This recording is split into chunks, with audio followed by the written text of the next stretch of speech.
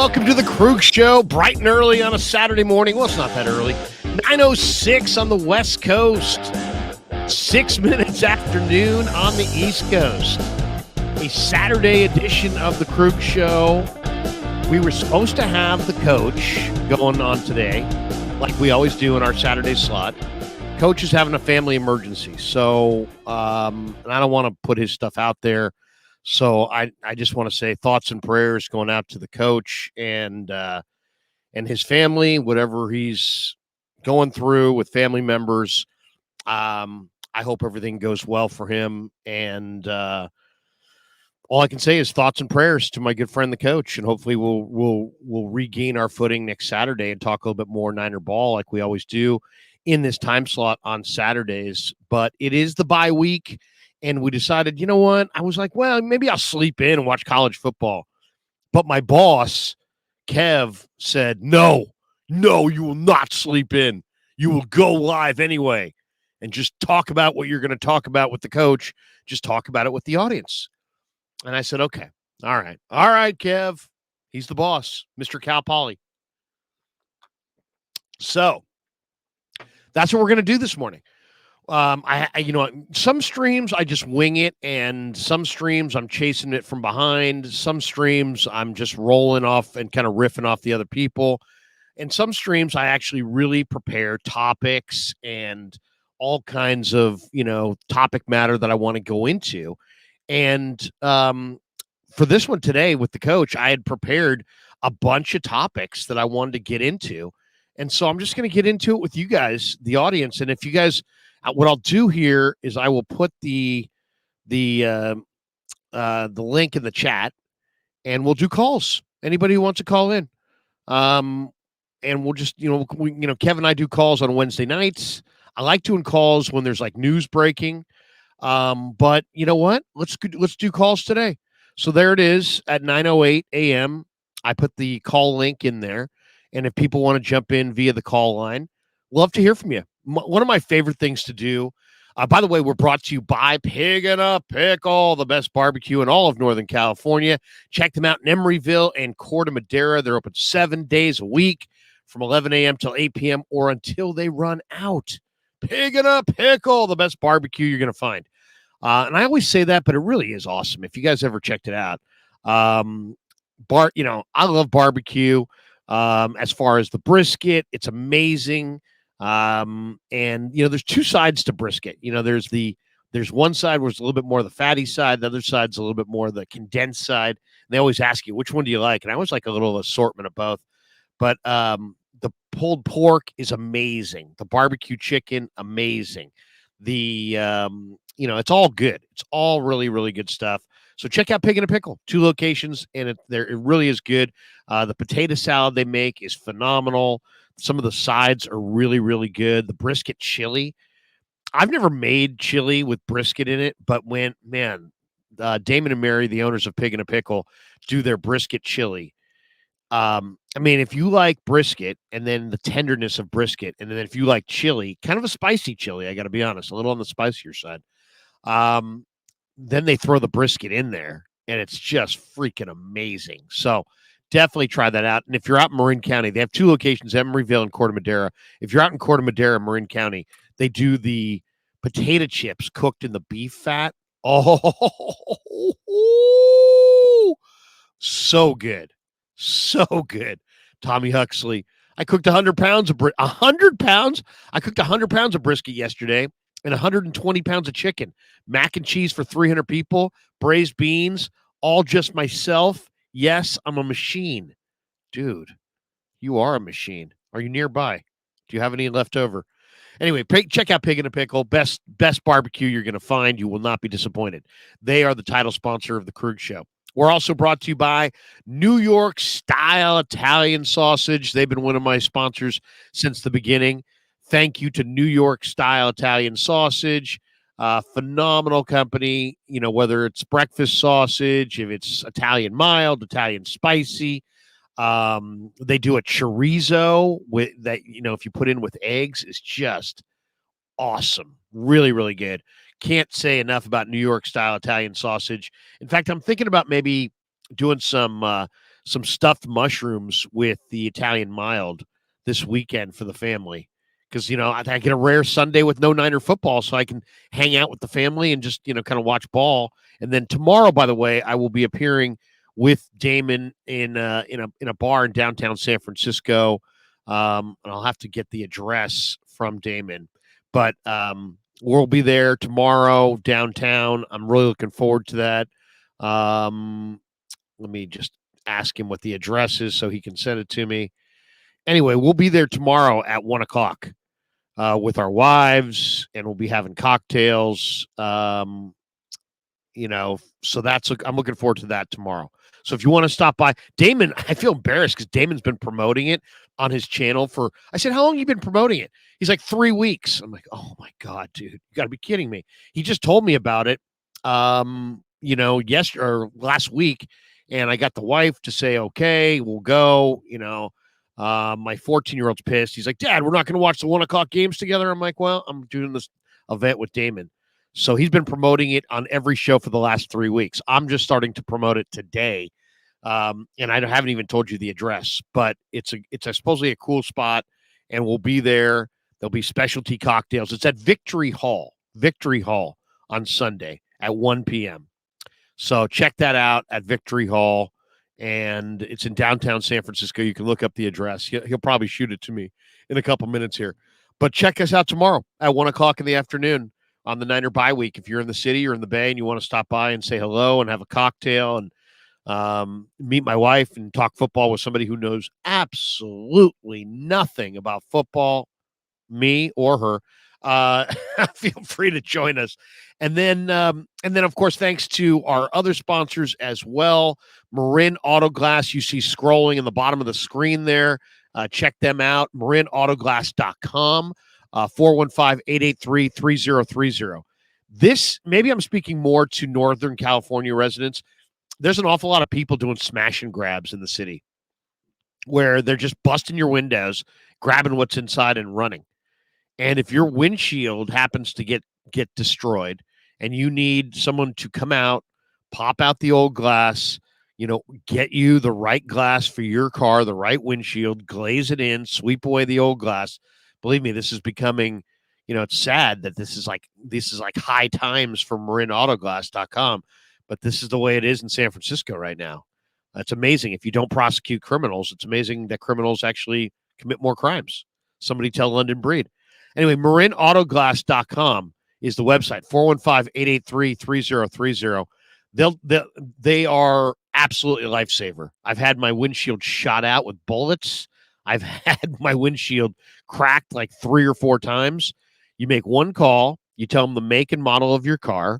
They come out wherever you're at, and they pop out your old windshield and sweep away the glass, pop in a new windshield, away you go. It's cost effective. It's very, very, very convenient.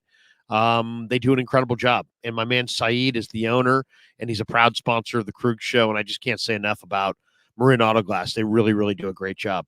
Also in the top corner, we are partnered with 2 different fantasy groups this year. One is Underdog Fantasy. Underdog Fantasy's partnered with the Krueg Show during the football season. And if you're an Underdog Fantasy, they give you fans a way to play alongside your favorite football team all season long. You just check out their weekly pick 'em players, and you pick between 2 to 5 players, select whether they're going to go higher or lower on their game stats. I'm having a lot of fun with it. We've actually, Kevin and I've made some money this year doing this pretty consistently, actually. It's kind of cool. You can win up to 20 times your money in a single game by going 5 for 5. It's a fantasy game, but you can win real money this week.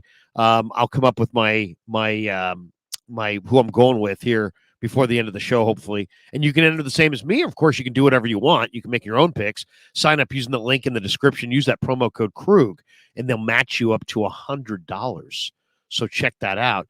And we are also brought to you by Mojo Fantasy. Mojo Fantasy is the newest and best daily fantasy app.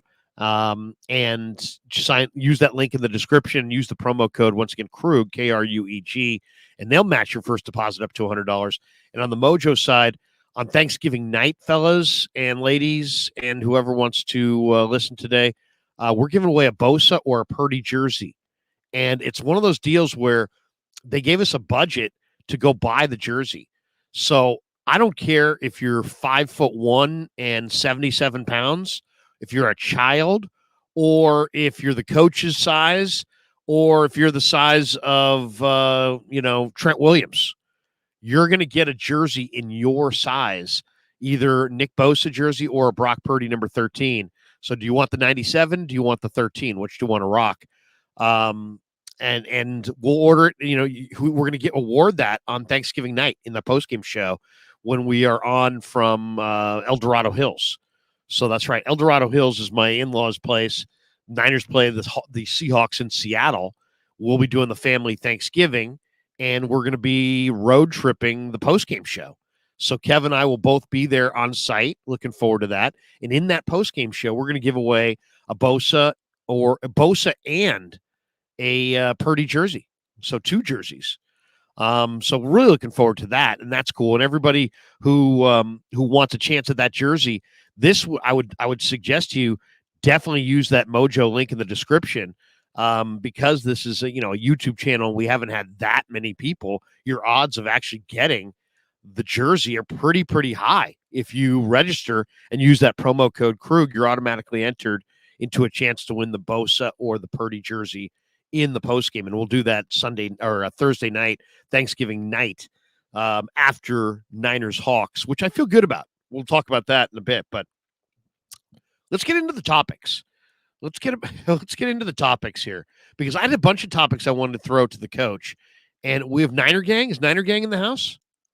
Niner Gang, there we go. Let me read 2 of these supers, and we'll go to Niner Gang. Tommy Huxley says, Lair, give me a birthday shout out for yesterday. Dude, Tommy, how old are you, bro? Happy birthday to Tommy Huxley. There you go. We'll do the birthday shout out. It's like I feel like an FM DJ. We're going to have a special stop set coming up. Love songs, nothing but love songs. We're going to have commercial-free music for the next 45 minutes. Does anybody listen to music on the radio anymore, by the way? My kids turned me on to Apple Music, and I don't think I've listened to music on the radio since. It's like, why would I?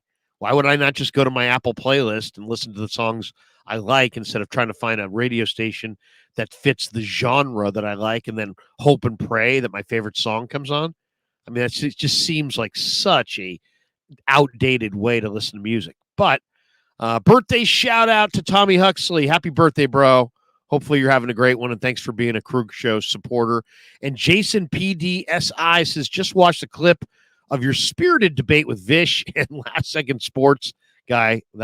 He's called Jesse Naylor, over what is and what is not a drop. Giants rants plus 49er content equals Krueg is number 1. Well, let me address that, actually, because I'm somewhat embarrassed how unglued I came against with Vish and Jesse. I consider them friends. We were having a disconnect because we were talking about 2 different things. They were saying, hey, Ayuk's having a good year. I was answering a question of, am I pleased with what I thought? Do I think Ayuk's having a good year? And I looked at it as touchdowns. I really did. And I know touchdowns are kind of a selective stat because it's out of the receiver's control. But I knew that Ayuk had 8 touchdowns last year. And I saw him in camp this summer, guys, and I thought, Ayuk is going to the moon. And so when I thought that, I thought, well, he's going to have a dozen touchdowns. He's going to have maybe more. I thought there was a chance for, as I told those guys, 12 to 15 touchdowns. And here we are. We're 8 games in. He's got 2. So, I was looking up last year's receiving touchdowns. Last year, Ayuk had 8. Kittle had 11. Debo had 2. CMC had 4. Okay, this year, if you had asked me in camp, I would have said, Ayuk's going to have Kittle's 11. Debo's probably going to still have a low number. CMC is going to have a great year, so I think he's going to have 6 to 8. And I thought Kittle would probably backslide a little bit because he was hurt this summer, and I thought maybe they're going to use him to block more this year.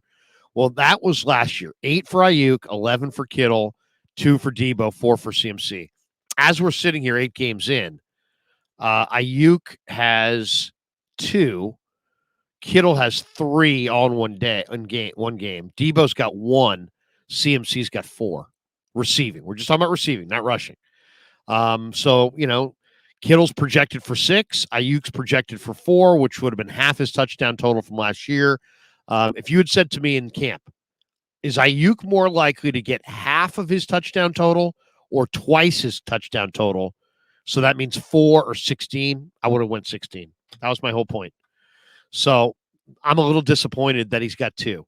Now, you could still make a really compelling argument that outside of CMC, Ayuk's been their offensive MVP. So, and the boys were absolutely right. He's got, great receiving yards. I mean, he's in the leaders in receiving yards. So you can't say what I was saying, which is that he was disappointing. That's really not, that's holding him to too high of a standard. But that's not really the question I was answering. I was answering how do I feel he's playing compared to my expectations? And I guess maybe either my expectations were through the roof or, touchdowns come in bunches and he's going to bust out one of these weeks.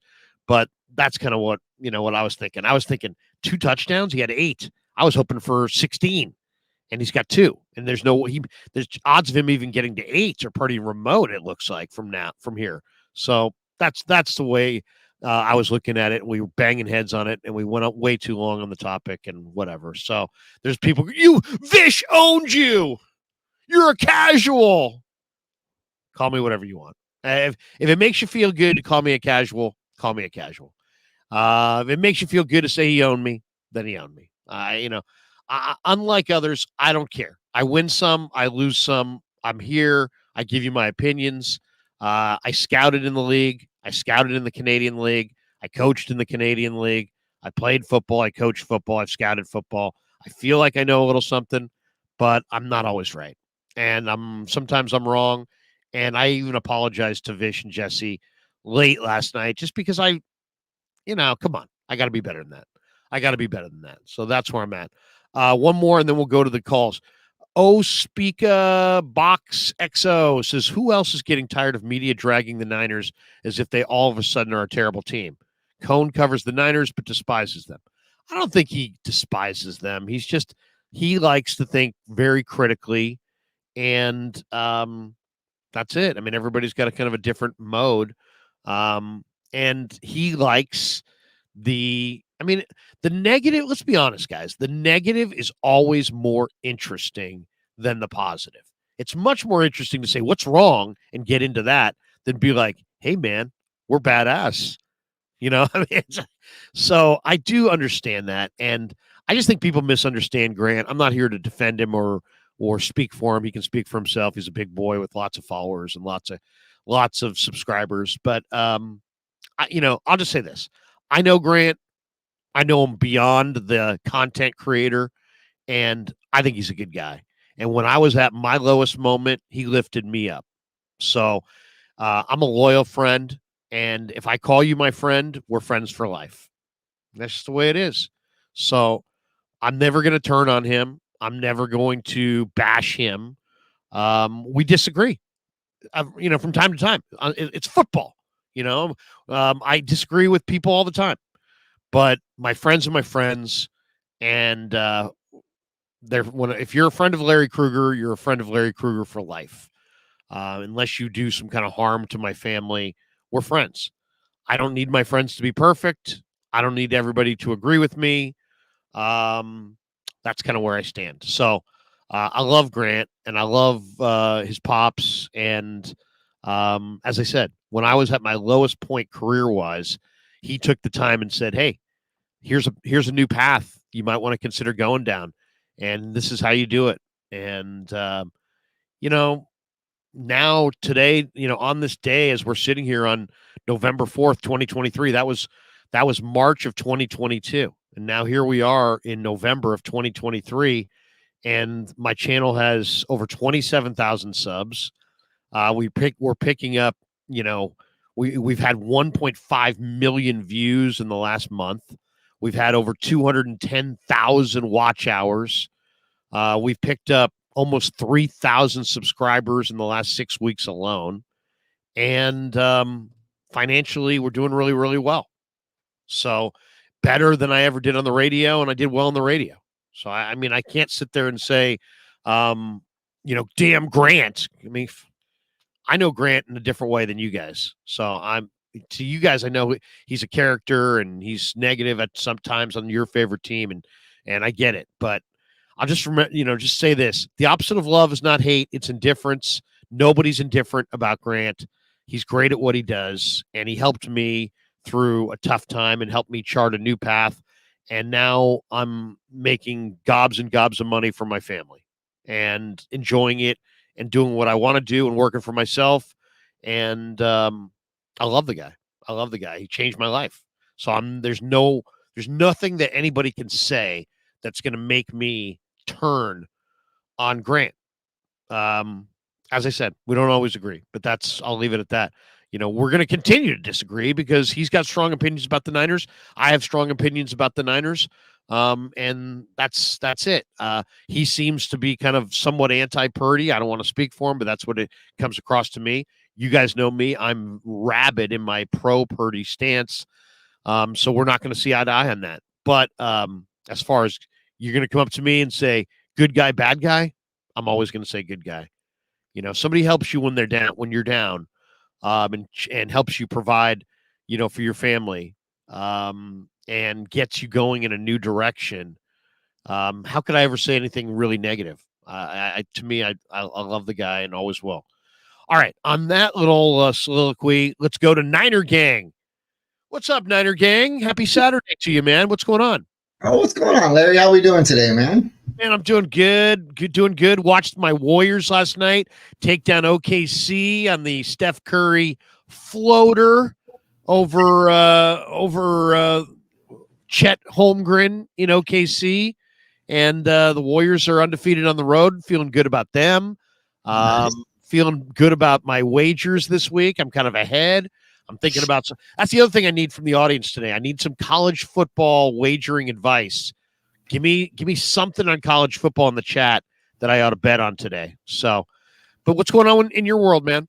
Nothing, man. First and foremost, man, I gotta applaud you, buddy, because man, it takes a really big man just to. I was watching the show and you and Vish and Jess were going at it. It was a good one. It was really just me and Vish. Jesse was more of an innocent bystander, but yes, right, caught in the crossfire a little bit from time to time. But man, it happens, man. That's what makes America great, right? We can have our differences, we can agree to disagree, but at the end of the day, like you just said, we all still friends. It's sports. We're supposed to be passionate about this, right? If you guys weren't passionate about what you guys were speaking on and everything was all woo, peaches and cream every show, and like you said a second ago, man, they're badass, and that's just that. That's no fun. That's not the truth. I'm a diehard fan. Okay. So by the way, where are you coming from again? Fresno, California. Buddy. Fresno. There you go. But it's like, to your point with Grant, I know he's not a fan. I love hearing his honest takes. I'm a diehard fan. Yeah. I'm not even going to lie. I get blinded when Jimmy come in and 5 games in a row. Wasn't sold, but I was there. I was getting there. Brock Purdy come in, I was a little more skeptical because of the Jimmy thing, but I started jumping with Brock, and I'm still, let's ride, Brock. Let's go see what it is. Can't turn your back on him now. You can't accept him one day and not the next, so to speak. But I love Grant because he'll give it to you straight. He's always steadfast on his opinions. And when he's wrong and when he redirects his opinion, he's quick to say, hey, I was wrong. My bad. This is what it is now. This is what I see. And you're the same way, Larry. Both of you guys. I used to have the saying at the end of the radio show. At the last second, I would sign off with, and remember, Larry Krueger, often wrong, seldom in doubt. And then I'd say, have a great night, everybody. And that's kind of how I view this. It's like, dude, nobody wants to hear people go half-stepping about their opinions. Be all in on your opinions. It's a show, right? But at the same time, if you sit in front of one of these microphones and you give opinions, whether it's Larry Krueger, whether it's Vish Kumaran, whether it's Jesse Naylor, whether it's Ryan Hensley, whether it's Grant Cohn, whether it's somebody on the radio, Damon Bruce, or whomever, we're going to be wrong. Yep. And if you can't accept that you're wrong, you're in the wrong biz. So I just think you just gotta. I thought JJ Stokes was going to be the next Jerry Rice. I thought Carlos Hyde was going to the Pro Bowl. I thought Kentwan Balmer had a future. I mean, it's like, I've been wrong. Heck, I thought this draft class for the Niners this year was going to make a huge impact. They've been borderline nothing. What are the Niners getting out of their draft class? Nothing. Some warming up the bench, keeping the bench warm. Yeah, I mean, it's flowing. I was. If you asked me after the draft, I would have said, "Yeah, man, the Niners, they got a lot of good players in this draft, and they're going to get something out of this draft." And I mean, look at the way it's been thus far. Ronnie Bell is like a rumor, never sees the field. Braden Willis looked great in camp, can't get on the field. D. Winters and Jalen Graham, I think, of the future at linebacker. Neither has played down from scrimmage. Jair Brown, I thought, was versatile and could be a hitter, could play either safety spot, maybe even play a little nickel. Can't get on the field. Only Jake Moody has kicked, and he's been, as we all know, a little good, a little bad. So, I mean, I thought this rookie class was going to help them, win the Super Bowl this year. What can I say? There, so far, not so much, right? Matt, I got a good question for you right now. That's like always, keep it 100. Do you really think we're going to the Super Bowl this year? It doesn't look good. It doesn't look good. But let's be honest. There's a twist and a turn to the whole thing, right? As bad as things look right now, look how good they looked coming out of Dallas. The Dallas game, I mean, I remember Jesse and I having a discussion after the Dallas game. Are the Niners more likely to lose 3 games or run the table? And we both kind of agreed they're more likely to run the table. 3 weeks later, they've got 3 losses. You know what I mean? So I would say this. What sticks with me is the way that the Eagles took apart the Dolphins 3 or 4 weeks ago. And that one kind of sits with me like, wow, they really made a Dolphin team that's pretty explosive. Now, granted, the Dolphins' O-line is starting to fall apart right then and there. And the game was in Philly, I believe, wasn't it? Or was it in Philly? Yeah, it was in Philly, wasn't it? Yeah, I do believe so, yeah. But the way they beat Philly and then the way the Niners have struggled the last 3 weeks and the Niner offensive line, the way it's looked, especially without Trent, and now you have no Banks and he's got turf toe. And I hate to say it, but, I've been around football long enough to know that turf toe sounds super harmless, and it's not. It's not super harmless. So I don't know. I don't know. Turf toe is like a separation of ligaments in your toe, and I mean, look what happened to Patrick Willis when he had kind of advanced turf toe. Kept Armstead out last year too, right? Armstead missed quite a few games last year. I think he had turf toe with Armstead. I do believe last year. I thought that's what he was dealing with last year, with some turf toe. Why he missed quite a few games last year, I do believe. Yeah, it's like a dislocation of the toe, and it's very painful, and it's very problematic, and it doesn't heal. Sometimes everybody's a little different, right? So some guys heal real quickly from turf toe. Other guys, are done for the year with turf toe. I mean, Gregus Khan says it well right here. He says turf toe can be career ender. Yep. Yeah, I mean it's bad. I mean it sounds very benign, doesn't it? Oh, he's got turf toe. Oh yeah, turf toe. It's just a toe. It's just a toe. So I gave you 10 of them. Yeah, I mean, come on. He's a big. He's 6'5". He's 230 or he's 330 in turf toe. He'll be out there in a week, maybe, or he may never be out there again. I mean, it's just it's crazy. So I would say I feel great about the 49ers being the second best team in the conference. But I don't know, the Eagles are going to have some adversity. Otherwise, and you know what? Chase Young is a huge get. Let's be honest about that. We don't know what Chase Young is going to be. So Chase Young is going to be whatever he's going to be. And if he's, the guy's got 5 sacks, which right now would lead the Niners. I mean, they're adding technically a guy who would be their sack leader. So that's no small ad. So maybe he changes and then he kind of gives them a 4-man front that's really, really good with Bosa and Young, Hargrave, and Armstead. So maybe the Niner defensive front with Chase Young can kind of wreck shop and start being incredible. So I don't want, it's only November 4th. You got all of November, all of December, and all of January before the Super Bowl. I feel great about the Niners being in the NFC Championship game. I don't feel great about them winning it, but you know what? It's a week to week league. How do you feel about their Super Bowl chances? I think if defense steps it up, because I believe the defense is the motivation of the team. They bring that intensity, that violence to the game. The offense is schemed up. They're trying to not get hit, get around everybody. That defense brings that intensity, and we haven't been bringing it these past few weeks, right? Right. If Chase Young stays healthy, I liked him I'm not a big college guy. Don't know a whole lot about college. I watch the drafts. Pretty much goes there, hit a game here and there. You're not alone. Believe me, there's tons of people that when guys get drafted, that's the first time they've ever heard of them. But I've watched him when he came out, and it's just like when he's healthy, he's a wrecking ball, man. He's a wrecking ball. Stay healthy. I think he could be a big difference for this defense, but we got to get home faster. And if we can get home, I think that'll take back some of the negativity and harshness that our secondary has been getting. I mean, all harshness is fair, though, because Ward isn't playing up to par as he should be, I don't believe. Lenore's holding it down. Lenore's been good. Oliver's been a circus. Yes, he's been on a constant roller coaster, and I'm like, I'll go through the game watching him like, yes, he's going to do it. Damn it, Oliver. Damn it. He made some tackles in this Bengal game, but he just doesn't look like he can mirror receivers. And if you have any kind of quickness or multi-move ability, he just doesn't seem like he can stay with these receivers.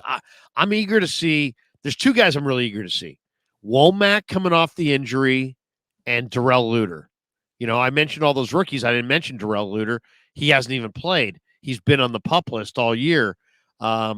He's got a knee problem that turned into a bone bruise. He's yet to be on the field. But, I interviewed this kid in minicamp. I saw him move around in May. In a lot of ways, he's exactly what they need. He's big. He's long. He plays huge because he's got 33-inch arms. So he plays like a 6'2", 6'3" corner. He's got really, really great movement ability. Now he's a rookie. So, it's all bets are off. You don't know what he's going to be able to contribute, but he's exactly what they need. And Womack looked phenomenal. He looked as good this summer as Diamador Lenore looked. So, and then he had the injury, and now he's had surgery. He's trying to come back. If they can get something out of those two guys, that could go a great distance to helping them climb this mountain. They got to have some tighter coverage than they've had. They've got to. Shanahan is very honest. He came out after the bye, in the bye week after looking at the Cincy film and said, "Our team looks tired and our team looks slow." Well, now they get the bye week, so that's going to help the tired. It's going to help Greenlaw. It's going to help Warner freshen up a little bit. But where's the additional speed going to come from? And I'm thinking it's got to be in its perimeter speed, I think. So maybe that means Danny Gray on offense. Maybe that means Luter and Womack on defense. But they need more speed. And maybe that means Jair Brown gets on the field. Maybe that means Jalen Graham gets on the field. I don't know. I'm not sure where the speed's going to come from. I'll tell you one thing I'd love to see. I'd love to see them run J.P. Mason a little bit and use McCaffrey flexed out. I just think that Mason is too big, too powerful, too explosive to just mire on the bench. Get that guy in the game. Get that guy running the football. And if you don't have Debo, or if you have, you're looking for a way to get McCaffrey some touches without handing him the ball, flex him out, throw him the ball, put him in the slot, use him as a receiver. I'd love, to me, getting your best players on the field is got to be Shanahan's mode here at the bye week. Get with your coaching staff and figure out how to get some of your good, young, faster talent on the field. And that's Mason, that's Gray, that's Brown, that's Womack, that's Luter Jr. Find a way to get these guys. Maybe that's Ray if you're looking for more speed. But they gotta find some more speed, because the one thing that was so discouraging, and I was at that Bengal game watching them on the binoculars on every play, they could not get to the edges, and they could not run between the tackles. And if you can't run to the edge and you can't run between the tackles, then it's all on Brock Purdy's shoulders. And I think Brock Purdy's damn good, and I think he played really well in the first 3 quarters. But Brock Purdy's not going to be able to put this team on his back. Come on, No. I'm optimistic about Brock, but I'm not an idiot. I mean, he's not going to. He can't just elevate the entire team and say, come aboard. I mean, they're going to have to be able to run the football. He's going to have play action, don't you think? So what I hear out of everything you just said right now is that if we put it all into perspective, it comes back to the O-line. The O-line. We can't run the ball. We can't run the ball. O-line, right? And and the other thing I didn't like, and maybe it's just the one play, I did not like watching DJ Reader pick up Jake Brendel and push him 4 yards into the backfield like Jake Brendel was a high school center. And I'm picturing Fletcher Cox in week 13 doing the same damn thing, and Chris Jones in a Super Bowl doing the same damn thing, and it scares the hell out of me. So personally, I'd like to see a little bit of Feliciano. I know that may be knee-jerk because, let's be honest, Brendel was a Pro Bowl alternate last year. So there's a lot of people that believe that Brendel's their best. And obviously the Niners believe he's their best. He's been starting all year. But Feliciano's 325 and has more anchor. And if Brendel's going to be on roller skates against all really strong 2-gap D tackles, it's going to be hard to win. There is no way our offensive line is going to stand up to Philly's line if they come in healthy. If Philly's defensive line is healthy when we have to play them, Brock's in trouble. Brock's going to be running for his life. George Kittle's going to become another lineman all day long at best. God forbid they put somebody else in there to try to help him. But we're going to be in trouble, man, because that D line of Philly, they are something nasty. I mean, them boys get after it. And then you go on the other side of the ball in Philly, A.J. Brown and those receivers over there, they're just going to they're going to freaking. What a great trade that was. They're going to go after they're going to go after Travarius Ward, Larry.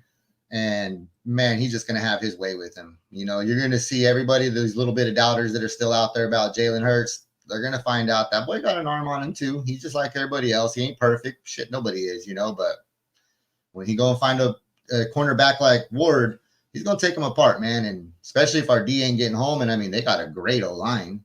So they do. Now there's some age on their O-line. Kelsey's older. Lane Johnson's older. They're probably getting a little dinged up. But I mean, what's discouraging watching Philly is that they play a different game than the Niners play. They really, it's all about like a race to get to 3rd and 2. If they get to 3rd and 2, you're cooked. Yep. Because then here comes the tush push.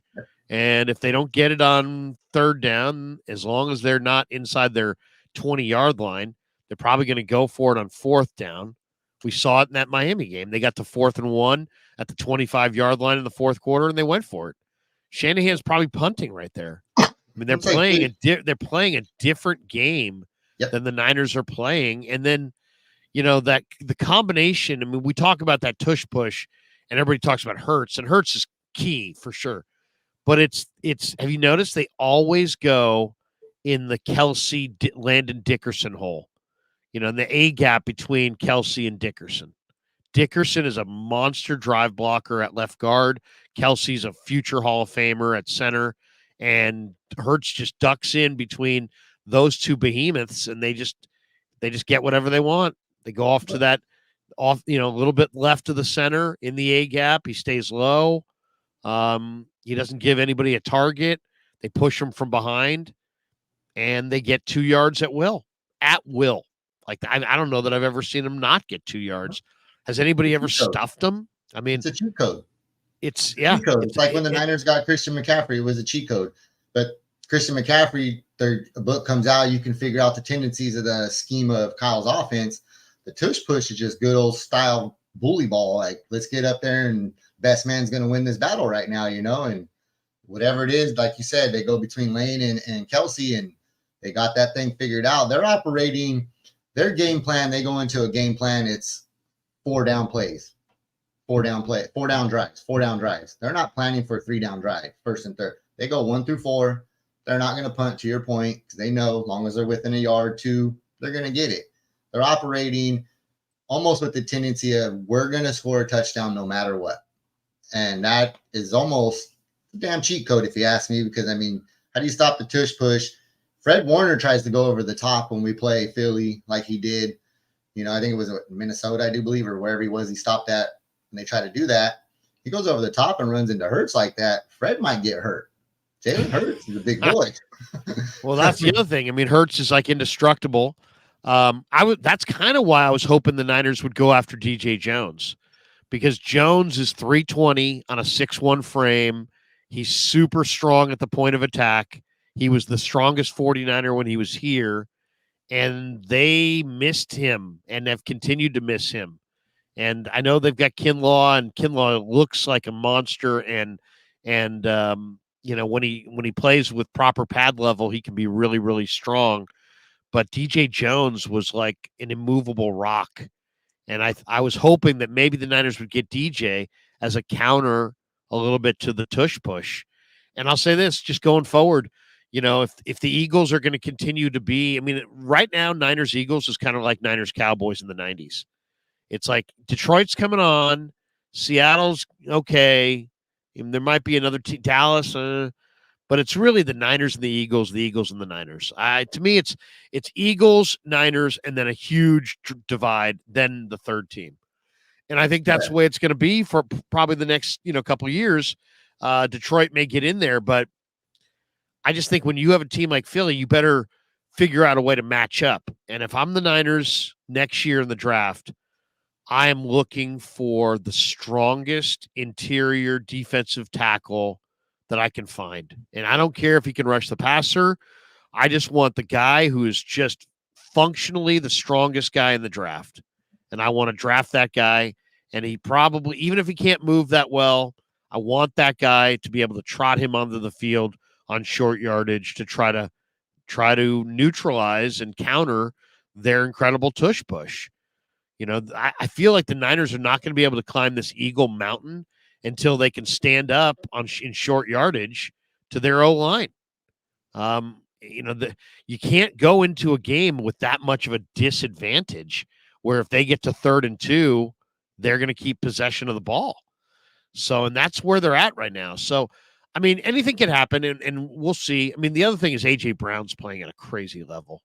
Insane. I mean, I don't know how much you've watched A.J. in the last. I mean, Devontae is kind of backslid a little bit. He's not quite the same guy. The DeAndre Swift, I don't think is as good as Miles Sanders. They still have Gainwell. Their O-line's a little old, but still going strong, still healthy and going strong. They drafted that kid out of Bama, Tyler Steen, but they're going with Sua Opeta at right guard. And Steen's now on the bench. But the combination of A.J. Brown on offense, their tush push, and then that defensive front where, I mean, we talk about Fletcher Cox and Hassan Reddick and Jalen Carter, but Big Jordan Davis is almost impossible to move. And then Josh Sweat, number 94, is having a tremendous year. I mean, an incredible year. And then they picked up Zach Cunningham. So Cunningham's given them another linebacker. Now they've added Byard to go with, big play Slay and Bradbury. So, I mean, I think they're not quite the same without Chauncey Gardner-Johnson at the nickelback spot. And then they went to Avonte Maddox and he got hurt. And then they tried to pick up Bradley Roby and now he's hurt.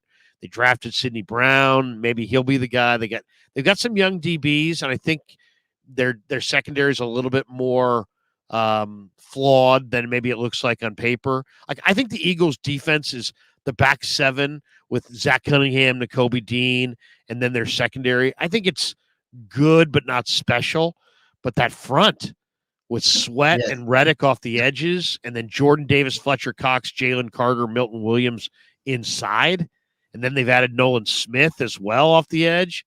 Brandon Graham. I mean, they got a really good D-line.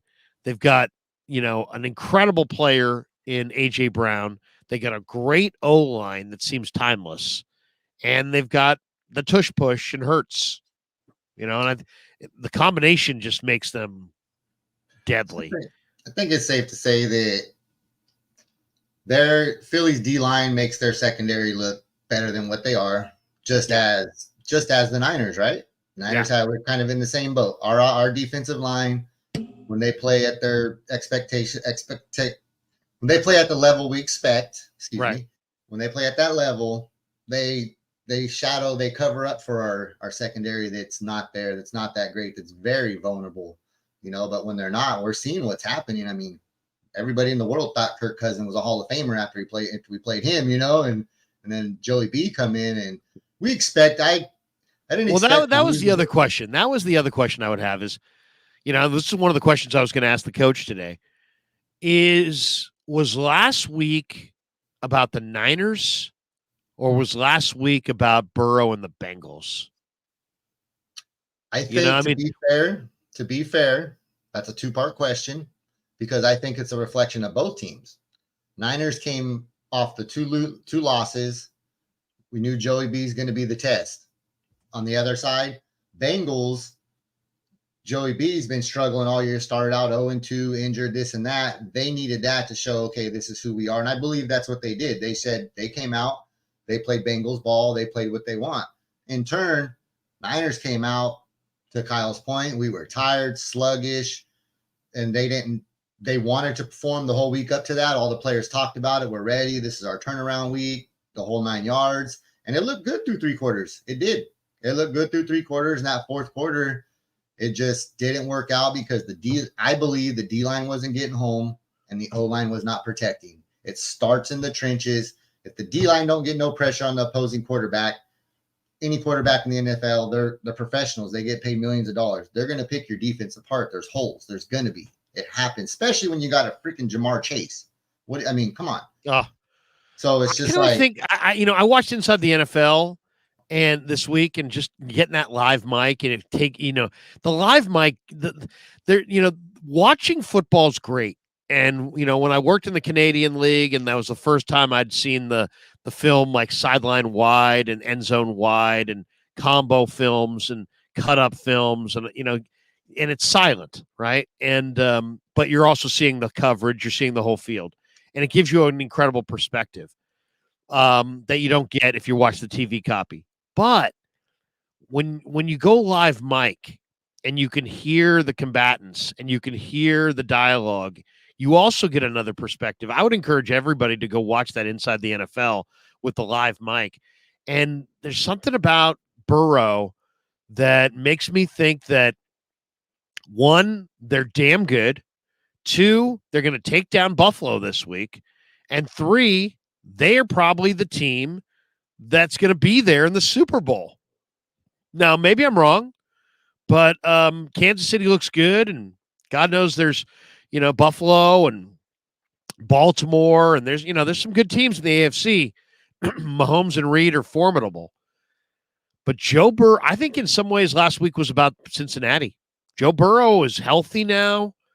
That weaponry that he has, Boyd, Higgins, and the great Jamar Chase, Irv Smith at tight end, and then they get a lead on you. They get Hendrickson and Hubbard off the edges.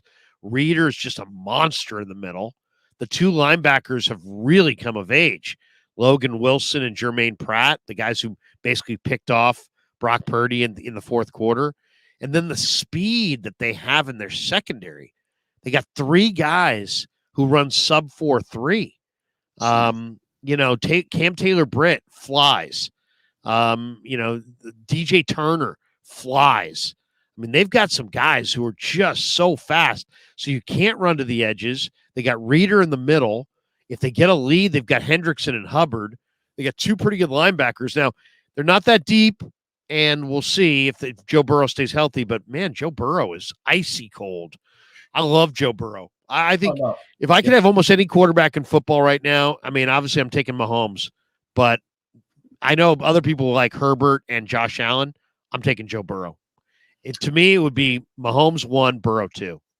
I would take Burrow over Allen, over Herbert, because I feel his decision making is better. I feel like Josh Allen and Herbert, for whatever. I mean, obviously the teams they're on, they put too much on their shoulders. And like Buffalo, I think they'll make a playoff appearance this year, but I don't think it'll get much further than that at best, just because they just don't have a supporting cast. Josh Allen can't do everything by himself. And then poor Herbert, they just need to get rid of that coach they got over there, my opinion. Oh, I know. God, Brandon Staley is just holding him back, man. He's holding him back. Hey, Niner gang, let me jump, man. Have a great Saturday. Hey, you do the same, Larry. Thanks for having me, man. Good chatting with you like always. And let's go get this dub against Jaguars. There you go. Gotta have it. Appreciate you. Have a great Saturday. Couple quick things. Tomorrow, when I'm appearing in San Francisco downtown, check us out at 1 p.m. We'll be at 360 Rich Street, which is more of an alley, I guess. It's off Townsend in downtown San Francisco. There's a bar there. We'll be watching football tomorrow. 360 Rich Street. It'll be myself, my wife. Damon will be there, his wife. Hopefully, all of his fans will be there.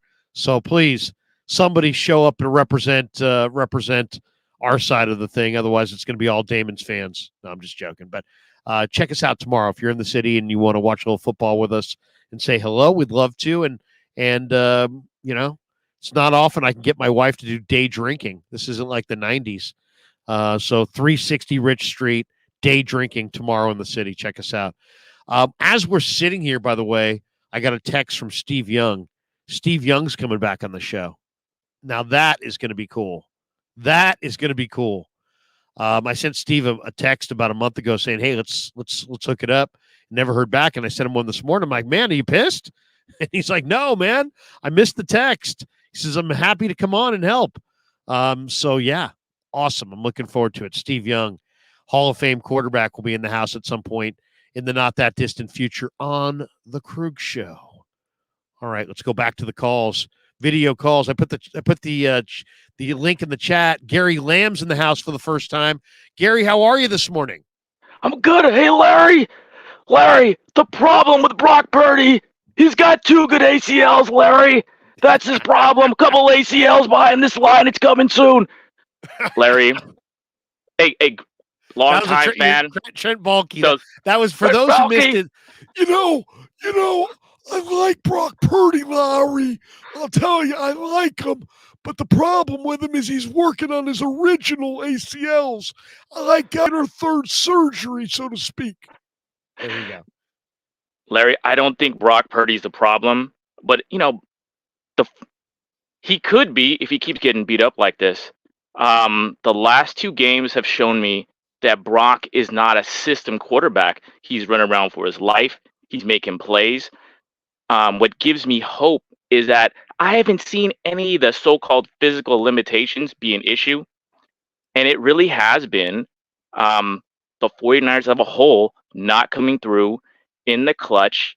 And I have to ask you a question. Is it true that the 49ers don't practice a hurry-up, no-huddle offense? It seems unbelievable to me that could possibly happen. I'm not there in practice. I'm hearing the rumors that a team famous, notorious, some of the greatest comebacks in the history of the NFL, do they not put enough practice into that? I can't believe that's true. Well, okay. First of all, I don't know where you heard that, but nobody is there for practice. Now, they didn't do a lot of hurry-up drills that I saw this summer when we were there for practice, but we're only there for the stretching and the individual drills during the season. And so when it gets to the team drill portion, we're not there. So anybody who's telling you with a total assurance that they don't practice the hurry up is speaking out of their ass, because we're not there for it. We don't know. My guess is they absolutely do, but they do it in limited doses. I'll say this. I didn't see them hurry up near enough when they fell behind by multiple scores in this Cincinnati game and they were still huddling up. That wasn't good. I mean, I was like, guys, what are we doing in the huddle?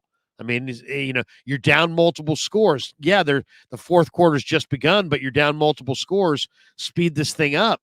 You're going to run out of time. So I would like to see them sped up a little bit and to, look more comfortable going fast and also using tempo to bother their opponents. Their opponents on offense will use tempo to try to bother the 49er defense.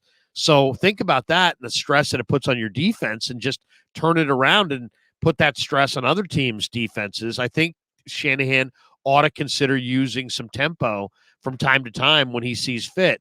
As far as Brock, I think your comment is so spot on.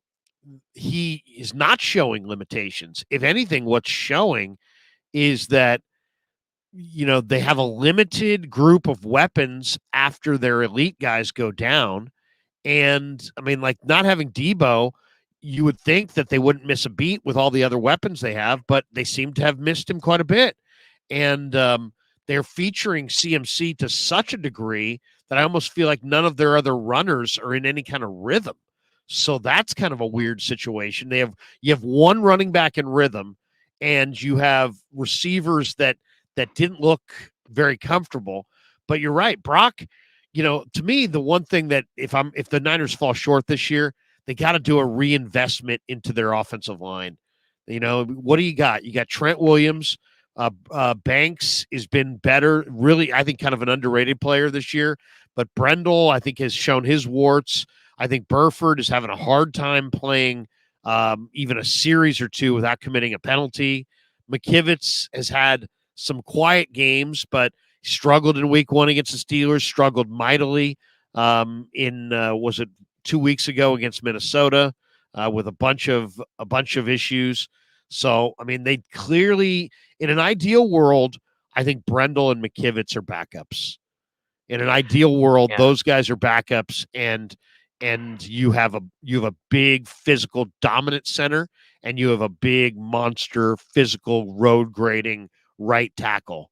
And that's kind of what I see in the offseason ahead. And I was looking at the mock drafts, and I was looking at Dane Brugler's breakdown of the draft. He's got a great article up on The Athletic right now of top prospects for the draft. And I'm starting to do my draft, starting to look into it. There's a bunch of tackles. A lot of them are going to go really high. Olu Fashanu from Penn State, Joe Alt from Notre Dame. Just a couple to name a couple, but there's a bunch. There's the Amarius Mims from the University of Georgia. There's Graham Barton from Duke. There's a bunch of these guys. Fuaga from Oregon State is a monster. Jordan Morgan from Arizona is kind of a monster, 6'6", 320. There's a bunch of tackles this year in the draft, and the Niners have to find one and draft one, and that guy's going to have to really play. So this may be about the year about the offensive line, and I'm not sure what to expect from this defense with Wilkes coming out of the bye, but I'll say this, and I don't know if you agree or not, but I'm interested to hear. I kind of think this Jacksonville game, Gary, is a must-win. It's a huge test because both teams have a bye. Jacksonville is a team coming up, offense and defense. Trevor Lawrence, who's made his mistakes, he's on. So that's more reason to give us hope. But I think going back to the up-tempo, Larry, we don't have the offensive line to do what we want to do and run the ball. You said it before, and I agree. We have McCaffrey. His best skill, his biggest threat, if you're on the other side of the defense, is get out there. Whether motioning him out, just get out there and passing, right? But we can't. Going back to up tempo with the line we have, we can out. We're a little bit smaller, but we should be in better shape. That should help. But what the other thing that alarms me about the 49ers as a whole, their scheme doesn't seem to match their personnel. And I think, we have a West Coast offense. Get the ball to running backs, run up tempo. Use your smaller linemen. On a fullback dive, we're getting knocked over. So use our speed. We have the personnel on offense to run an up-tempo offense. So, where's all the motion? We should be in better shape. We're a little bit smaller. We should be able to do that. But defense is the big alarm. I think if Kyle Shanahan wants to adjust, we have the personnel. We can do it. We have Mason if we want. We're not using Mason. If there's the Niners don't have pile movers on the at guard or center. Maybe Spencer Burford's going to be that guy. Maybe Banks is going to be that guy, but not yet. Maybe Feliciano. Maybe that's going to be a blessing in disguise. Maybe that's going to be a test. Whoever's not cutting the mustard, maybe Feliciano gets in there and gives us that toughness. We do have a weapon coming back in Trent Williams, of course. That's going to help the run game, of course. I think we have the players on offense to move the ball, even against the Eagles. Like Brock Purdy, he's shown he can get the ball out quick. He's moving up in the pocket. And just before I make my point on the defense, I think Brock Purdy, his next level is actually playing games, winning big games. That's how he's going to get his swag. That's how he's going to cachet. That's his next level. I don't think his physical limitations I don't think they're going to stop him. He's not going to have an arm like Trevor Lawrence, but I'm not worried about that. But I am worried about him getting beat behind this line if we don't run the ball, if we don't make some changes. I think we have the personnel to do that. We've mentioned quite a bit of them. But here's the thing on defense. It's amazing to me that J.P. Mason has only 21 carries. We should be protecting McCaffrey with our life. Okay, he was a legitimate MVP candidate. He has all the things you need as a running back. What are we trying to prove? He's trying to prove something. Kyle's trying to prove something. Run him up the middle. He can do that. I believe in him, man. He's tough as nails. But why are we doing it when if you're a defensive coordinator, what are you more afraid of? McCaffrey coming out of the backfield if you don't have the right personnel against McCaffrey on a linebacker? That's terrifying. And Brock could get it to him. That's what scares me the most. It's like taking the ball out of Steph Curry or Kobe Bryant's hands. That's well. And if you had told me in training camp that we would get to the middle of the season, the bye week, and that Brock Purdy and Elijah Mitchell would both have more carries than J.P. Mason, I would have thought, no way. And that's the case. Heck, Debo almost has more carries than J.P. Mason. I mean, get J.P. Mason on the field. The guy's averaging 5.6 a carry. He's a bull. He's an absolute bull. He reminds me of a poor man's Marshawn Lynch. And I see him in the locker room. I'm like, look at this kid. This kid's a monster. He's 5'11". He's about 230 pounds, and he's fast. To me, there are two really special backs that we're starting to see in the NFC. And one's getting used, and it's Jahmyr Gibbs. And the other is not getting used, and it's Jordan Mason. And these guys were teammates once upon a time at Georgia Tech. And it's like Jahmyr Gibbs is a revelation. And he's like this monster running back now for the Lions. And, Jahmyr Gibbs, another good team. I think Jahmyr Gibbs is going to be one of the best backs in football the rest of this year. Jordan Mason was the thunder to Jahmyr Gibbs' lightning at G-Tech, and they shelved him. I mean, I realize Bobby T's got high standards. Lower our standards. Get this kid on the field. And people say, well, he's not a great pass blocker. Then put him in the game and run him. Right. I mean, let him take some bullets. If anything, let him take some bullets for McCaffrey because we need that guy fresh. He may be the best receiver we have on the team. And back to Brock Purdy.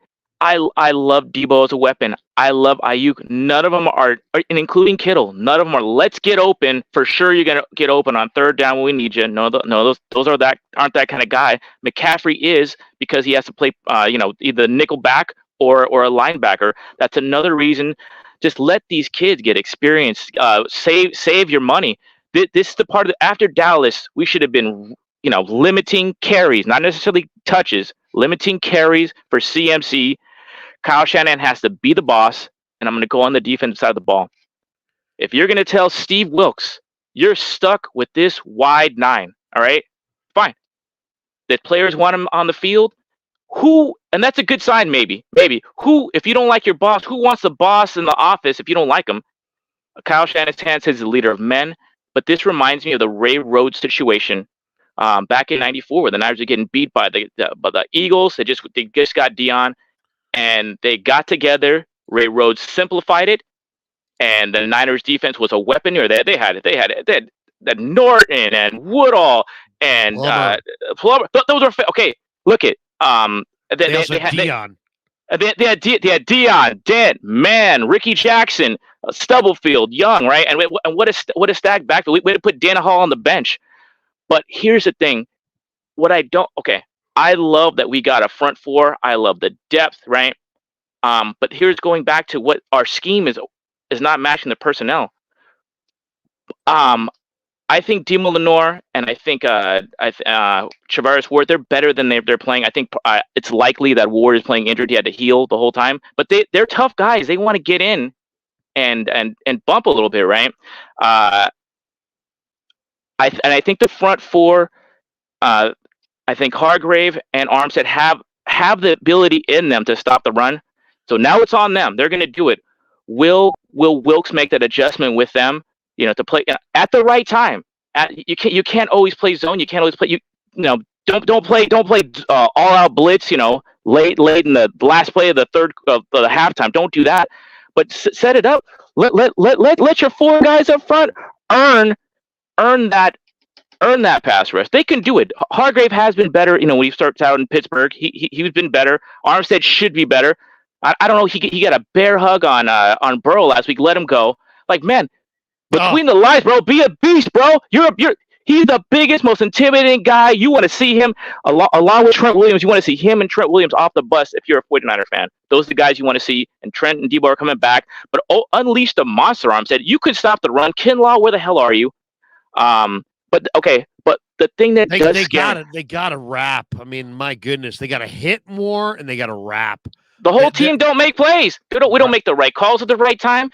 We don't make the right plays. We drop the ball, and we're not making tackles. I think this with getting Chase Young, all of them, all our front four, they can stop the run, and they got to do it first and second down, and hopefully we're going to marry that to our coverage. We're going to make the right calls. We're going to get on the same page, like Ray Rose did with the 49ers in 94-95.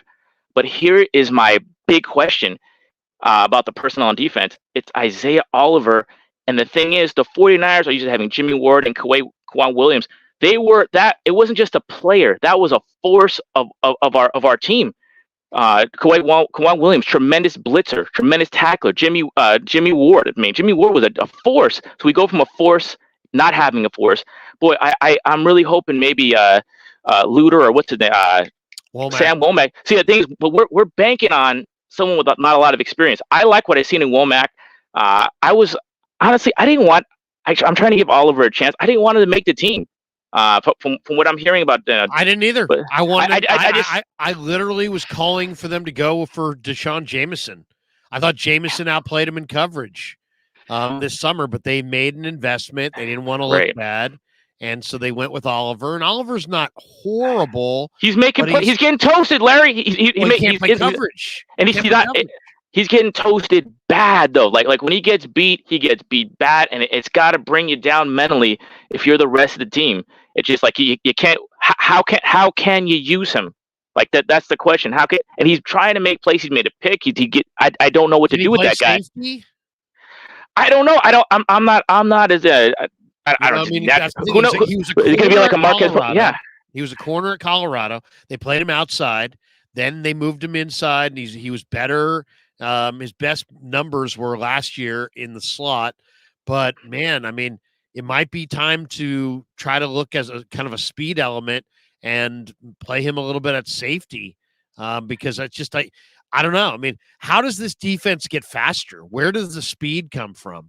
They got to do something. They got to help out with Greenlaw and Warner. Got to keep them clean. They're not going to make it. Right. They're not going to make it. That's exactly true. And the other thing is, I realize Jalen Graham's a little raw, but make him active on game day and get him on the field and coach him up. If Johnny Holland is this great linebacker coach, then coach him up. I mean, get him in early. Jalen Graham can hit and run and be a factor. I'll say this. Shanahan said, my team looks tired. My team looks slow. All right, the bye week's going to help the tired, but only the injection of speed is going to help the slow. And so there's going to have to be, and speed is oftentimes youth.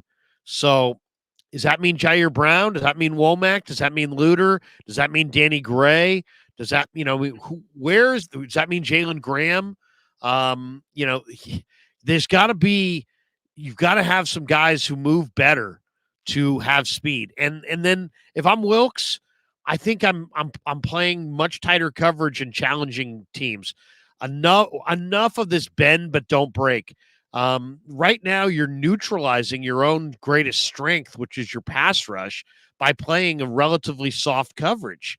You're allowing a quarterback like Burrow, who likes to get the ball out fast, but the last 2 weeks you've been carved up like a Thanksgiving turkey because your coverage is soft and your D line's not getting home. Well, if a quarterback wants to get rid of the ball in 2.4 seconds, it's going to be very difficult for Bosa and company to get sacks.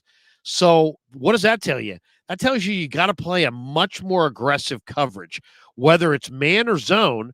You got to get up on the line of scrimmage and hug up on these receivers and dare them to go over the top.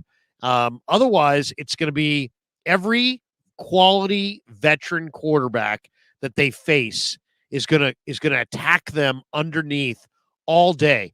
The other thing that I think is absolutely vital, we have to see it starting in this Jacksonville game. They got to start playing complementary football. You've got to think of your defense on offense. So run the ball, control the clock, dominate the time of possession. Shanahan loves to score quickly, and it's great. And when it works, it looks great. But be a little bit more patient. Take what the defense gives you. Keep methodically driving the ball down the field. If you possess the ball, that's minutes that the offense is not possessing the ball. Why do I say this? Because I think one of the real factors for this Niner defense is they've got to bring more energy and more effort, but they can only do that if you limit their snaps. If you don't limit their snaps, then it's going to be you got to play complementary ball here. So I think that's a major key. You got to keep in this Jacksonville game. Jacksonville's got a ton of speed. Trevor Lawrence has got a big arm. You've got to make sure that your defense can match up to them, and you do a good job by helping them out by controlling, dominating the time of possession, running the hell out of the football, first downs. And then when your defense does get on the field, hopefully they're getting on the field with a lead and with a ton of energy. And then you can probably get the best out of what you got. I'll give you one more example before we jump here. I talked to Chris Koceric in July. I said, Chris, are you going to play your number one D-line more because they're so dominant? He said, no, I'm not. He goes, if I play Bosa and the number one 65 to 70 snaps a game, they're not going to be healthy come playoff time. I said, okay. I looked at the snap count last week. Bosa had 68 snaps, the most he's had all year. He's had 4 games all year with 60-plus snaps. 3 of them have been the last 3 weeks. They needed Chase Young in the worst way. They need to keep utilizing their depth, Gregory, Drake, all their backups. They've got to use these guys, but they've got to make sure that they play complementary ball to keep their defense on the sideline as much as possible and keep their engines, the engines can rev high when the gas tank's full. But if you're gonna make Bosa play 70 snaps, he's not gonna have a full gas tank in the fourth quarter.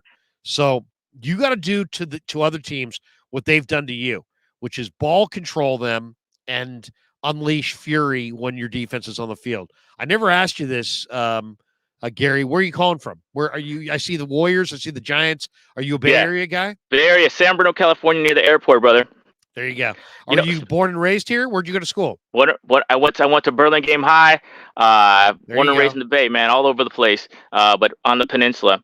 To your point, Larry. Yeah. Energy on defense. Draymond Green talked about last night with the Warriors, different sport, but he said, we were missing last night against the Thunder. We got that win. We needed that energy. We needed our rookies to play, right?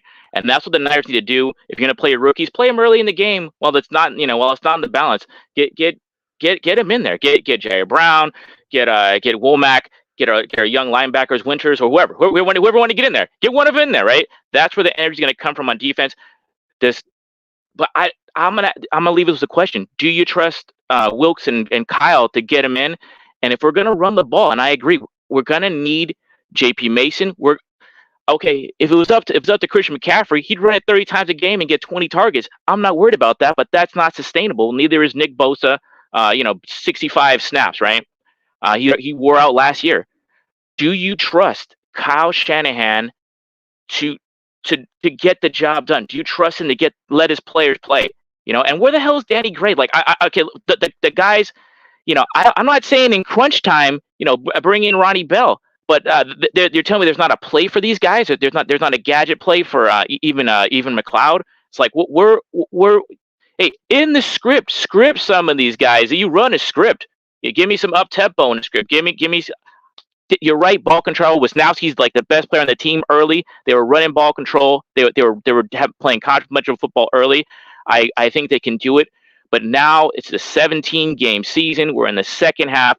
Do you trust Kyle Shanahan to get the other guys in? Do you trust? And I'm never a Kyle Shanahan. Fire that guy. I love the guy. But if there's been a weakness, he hasn't let his players play. He's underused some, overused some others. And can you ask him, what do you do in the 2-minute offense? What are you doing? So I want to know, because it just bothers me that a team historically renowned for some of the greatest comebacks in NFL history, that cashed the first great Super Bowl, Montana the Taylor, Jeff Garcia making comebacks. I just haven't seen it. And, I think some teams got to win a certain way. We got to win with this West Coast offense. We got to get a comeback. I hope, and finally, you know what? We shouldn't have to. Brock Purdy should be riding the coattails behind a defense and a good running game. That's what he should be doing. That's why I didn't want to get rid of Trey Lance, a guy who never threw a pick, do 0 picks in a college season. And that's why I was kind of worried about Donald. But we got to let Brock be a rookie. The range should be on him. He had to do too much in this Bengal game. Right. But I'm okay. Like I said, I'm hopeful for this guy. But if we keep doing what we're doing, if we don't play complementary football, if we don't start running our other running backs, it's not going to matter. We can lose this kid. We can lose him because a lot of quarterbacks, a lot of higher rated quarterbacks have gotten beat up.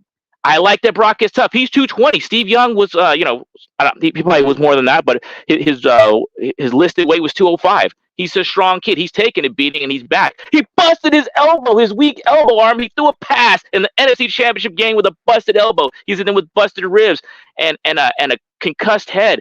The guy's tough. Every question he's answering to me, and what we has is that processor. It doesn't make sense that all of a sudden the fourth quarter is going to be gone. I want to know, what are we doing? What are we doing? What's our plan? Kyle will probably give you a hard time, but the 49er fans, the faithful, want to know. No, I will ask some of those questions because, and it's all about context, and I got to have the right context to ask these questions. But I will say this, it's awesome to be able to sit there and get 2-3 questions in for him every week, and I try to ask the kinds of questions that I find interesting, and hopefully that advance the conversation a little bit. But you're absolutely right. I think some of those questions absolutely need to be asked of Kyle, and let's show us an awful lot this next game. It's like I don't know if it's do or die or must win, because it's there's a lot of football left, but man, it's getting there. It's getting there because you got Philly coming, you got the Ravens coming, you got 2 games with Seattle coming. It's gonna. They better get it dialed up. They better get it dialed up. And the season, they lose the next 2 games and they're cooked. They lose to Jacksonville and Tampa and they're cooked. Would you agree?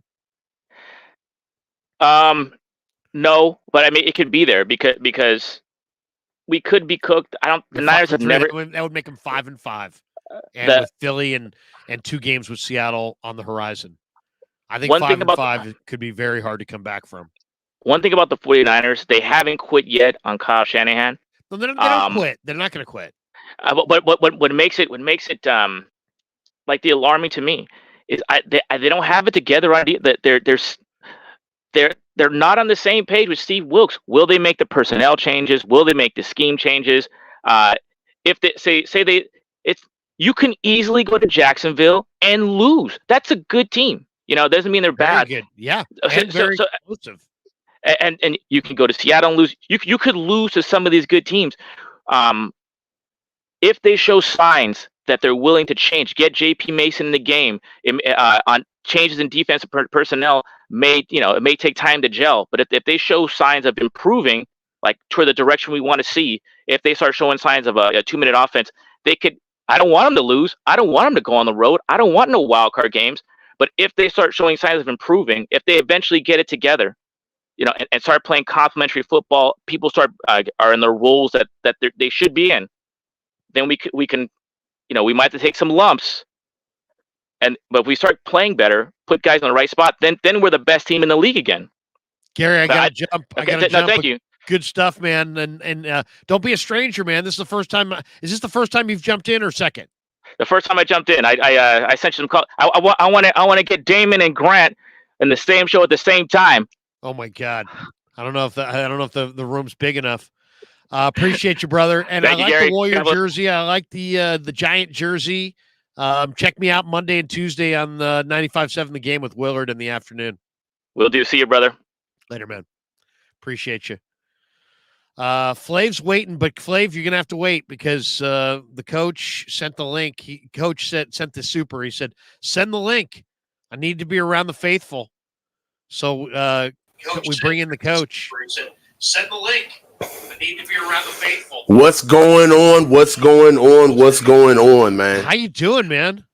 Are you okay? Everything okay in Coach Land? I was worried about you. I saw the text, and I didn't want to put any of your personal stuff out there. I just said thoughts and prayers go out to the coach and the fam and everybody. But I don't need you to go any further if you want to keep your private stuff private. But no. This is real. We're a part of each other's lives. So everything okay? Yeah, Dad is cool. Okay. Pop had to go in and check himself in this morning. He just wasn't feeling good breathing, and he's good. He's good to go. So good. And are you his? I mean, is he local? Is he near you? Yeah. He's right down the road. So my peoples are 20 minutes away from me. So got the call this morning, and we went and handled business. So this morning was about handling family business. So right now, I need to be around the faithful. Let's talk sports. Okay, well, I'm glad. I need to be around you guys today. Yeah, it's funny. I some streams I just wing it. Some streams I riff off the others. But I prepared this time because there was a bunch of topics that I wanted to get with you on, and let's run them down. And the first one was Nick Bosa. Where are you with Nick Bosa? John Lynch is saying, hey, man, if you're in that camp that says that Nick Bosa is not having a good year, you're not watching the tape. And I understand what he's saying because Nick Bosa is causing a lot of penalties to opposing offensive linemen. They're holding him. He's let's just say this, Coach. He's more of a force than 2 sacks would tell you he is. But is Nick Bosa having a great year? Is he not having a great year? Are sacks? He had 18.5 last year. He's not going to get anywhere close to that this year, you would think, unless he really gets it going. What kind of year is Nick Bosa actually having? I think that he's having a solid year. He really is.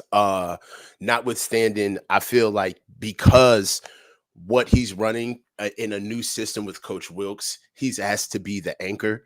In a lot of those sets, he's asked to be almost the defense is Christian McCaffrey, if you will, where he draws the most attention in a lot of the past sets. And I feel as though that Coach Wilks is looking at what was the strength or the weaknesses of our defensive line.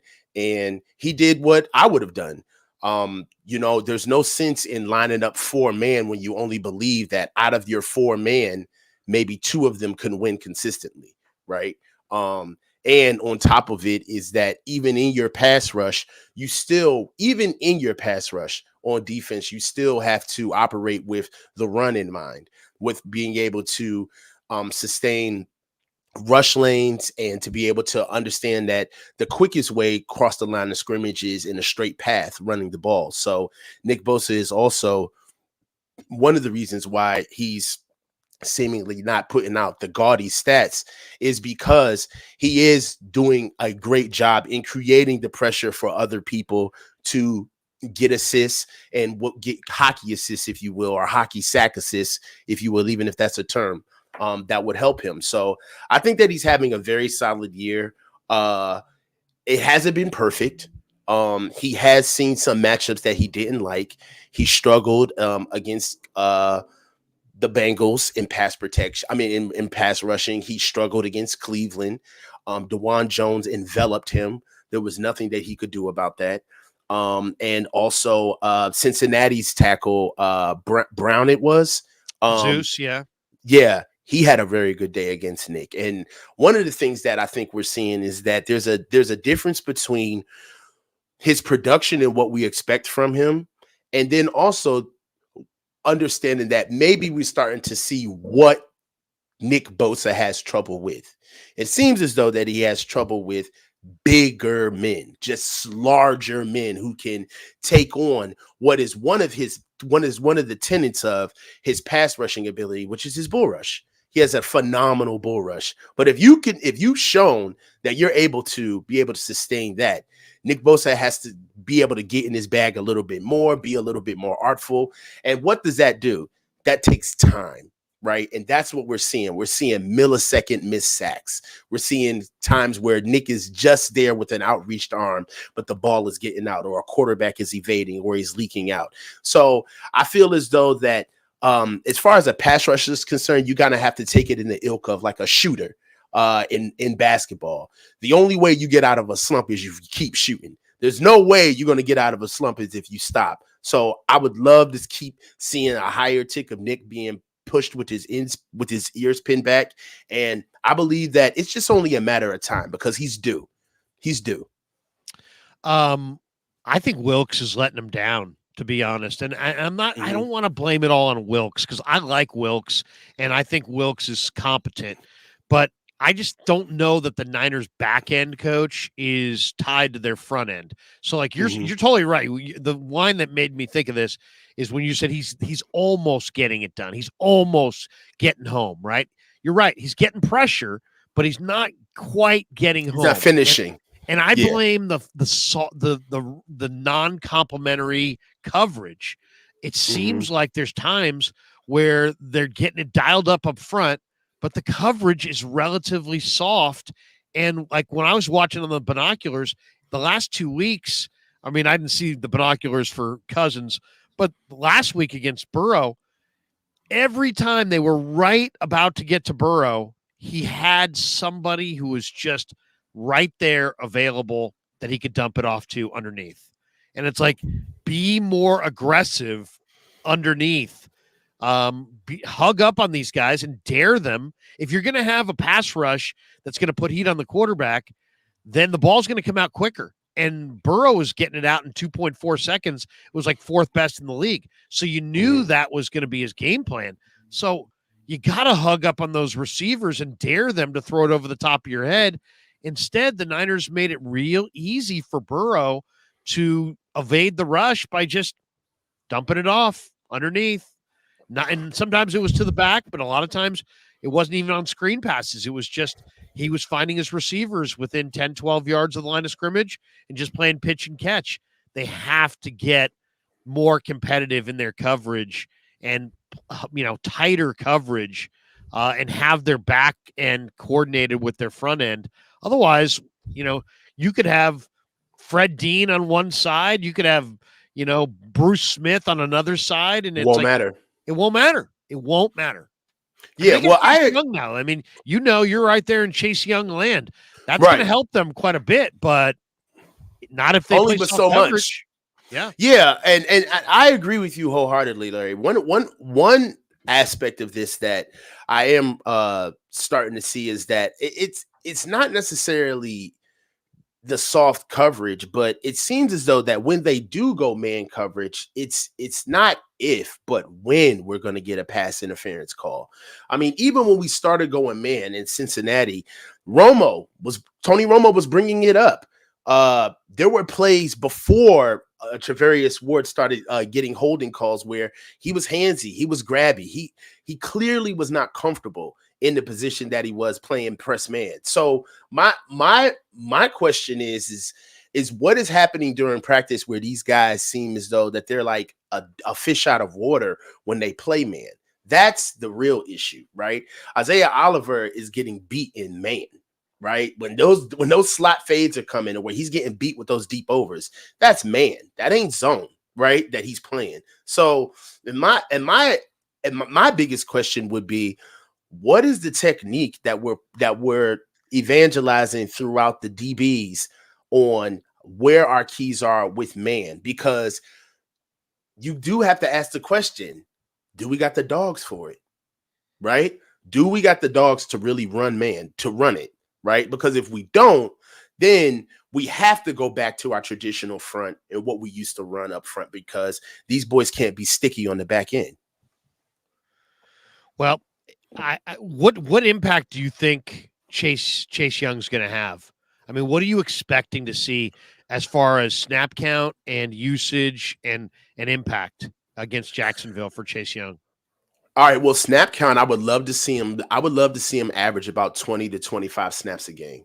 That's about a little under a half of football, right? 60 snaps in a football game. If I saw him coming in just under 50%, around like 40%, just coming in, that to me says that he's showing production and he's actually getting on the field on third down, right? So I would love to see him get around 20 to 25 snaps a game. As far as impact, I don't know what we're going to see out of Chase necessarily in the run game. He's a shooter. As far as like shooting gaps, he's a bit selfish. As far as team football is concerned, when you're running the ball, and I mean, when you're defending the run, and really, that's really no excuse for where he comes from. I mean, if anything works with the Washington Commanders, it's that front. It's their defense, right? That front is the only thing can be like evangelized throughout the league and people can give it like actual respect. He's not playing. That's one of the reasons why I am looking at him as being not necessarily a starter, but more of a additional piece, more of a package guy for us. I don't see him necessarily coming in, asserting himself and being a big role guy. And if he is, that's going to be to my surprise. But one of the reasons why I feel that way is because he played with a good D-line. He played with a D-line full of first rounders who all have their own cachet, and he chose to play selfishly in the run game. So you can't do that on defense, period, but you certainly can't do that here with the way we swarm. Now, as far as pass rushing is concerned, he's talented. Okay, there's a lot there. He's long. He has a good first step. At first, when he first came into the league, he was a little bit basic, didn't have many moves. Okay, and he really just wasted a lot of movement, relied on his athleticism, kind of comes up to an offensive lineman or a defend or a blocker, and he used to, throw feints, fake steps where it's kind of like, dude, if you would just use your God-given ability, split his crotch and rip through him, or side scissors, you'd be much better. It's almost as where you can see that him and Nick Bosa, that is, they both come from the same ilk of their defensive line philosophy out of Ohio State. But Nick is almost a teach tape in that regard, where Chase, he's got a ways to go. Right now, he is strong. All right. However, we don't know. When I watched him on film, I did question how much he wanted to be physical. Right. There's a difference between being strong when you want to and being physical when you have to or when you need to be. Right. And that could be gleamed upon his injury, right? He's coming off a catastrophic knee injury where he's over a year off the injury and he seems to be just getting his strides. But in some of the film that you see him, that you watch, you can see that he is favoring the knee with technique. He takes false steps at times. So only reason why I'm going back and forth and kind of giving you a yin and yang, Larry, because I love the pick for the value, full stop. For the value. The value is incredible. Amazing, right? However, I do want to come in balanced because there's a reason why the number 2 overall pick got traded for the value that we got him for, right? So I believe that he's going to be an asset to us because he's coming in to be an addition to what we already have. And we already have a very strong culture. We're getting a guy with the right narrative. We've already seen this in Cleveland Farrell, Arden Key, where guys come in where they were highly touted and they understand that if you can't make it here, not only is that hurt your career, but that puts the word on you as far as, well, everybody makes it in San Francisco. So I do think that his production is going to be risen by the tide, and we're going to see the best out of what he can give us. But I did see effort issues, right? I did see him not playing as hard as that he could have, going through the motions, kind of doing his own thing and freelancing at times. So at times where you see him play, you did question his work ethic. Coach, is there character issues? I had Joe Theismann on this week, and there was a lot of talk about character issues with Chase Young. And I asked Joe, who's obviously a big Commanders guy, former Redskin quarterback, about character issues. And he's like, not that I've heard of. I mean, but you're in that part of the country. Are there any concerns? Because, I mean, the one thing about it is this. Why did the Niners, granted, he makes good money and he's going to make more money. And he's a free agent at the end of the year. They didn't pick up his 5th-year option. But Chase Young was the 2nd pick in the draft. And it's not like the 49ers are the only team that needed additional pass rush. How come the 49ers were able to get Chase Young for a conditional 3rd-round draft choice, which you could almost say is literally free, because if they decide to let him walk, they will get in return most likely another conditional 3rd-round draft choice. So they basically got him and Randy Gregory for virtually nothing.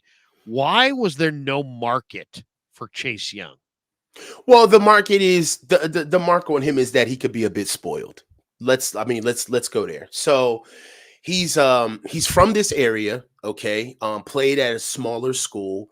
Ended up going into a really prestigious athletic conference, a private school athletic conference here in the greater Washington, D.C. area called the Washington Catholic Athletic Conference.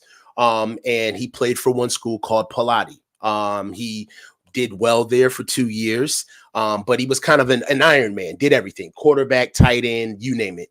Got noticed by the best school as far as national notoriety is concerned in the state of Maryland, DeMatha Catholic High School. So he was a Stag. My little brother is alumni of DeMatha. Went to DeMatha Catholic, played for Bill McGregor at the time, and he blossomed, had 2 great years there, and was the golden child. At that time, Maryland is a really small state. We have a very rich tradition of football. But when you're coming out of a small state, our best guys get propped up, right? Because we want all of the marketing and the notoriety, because as they rise, so do we, right? So Chase was a prized possession that went into one of the Power 5 schools at Ohio State that everybody was proud of. Once he went to Ohio State, had a great career, okay?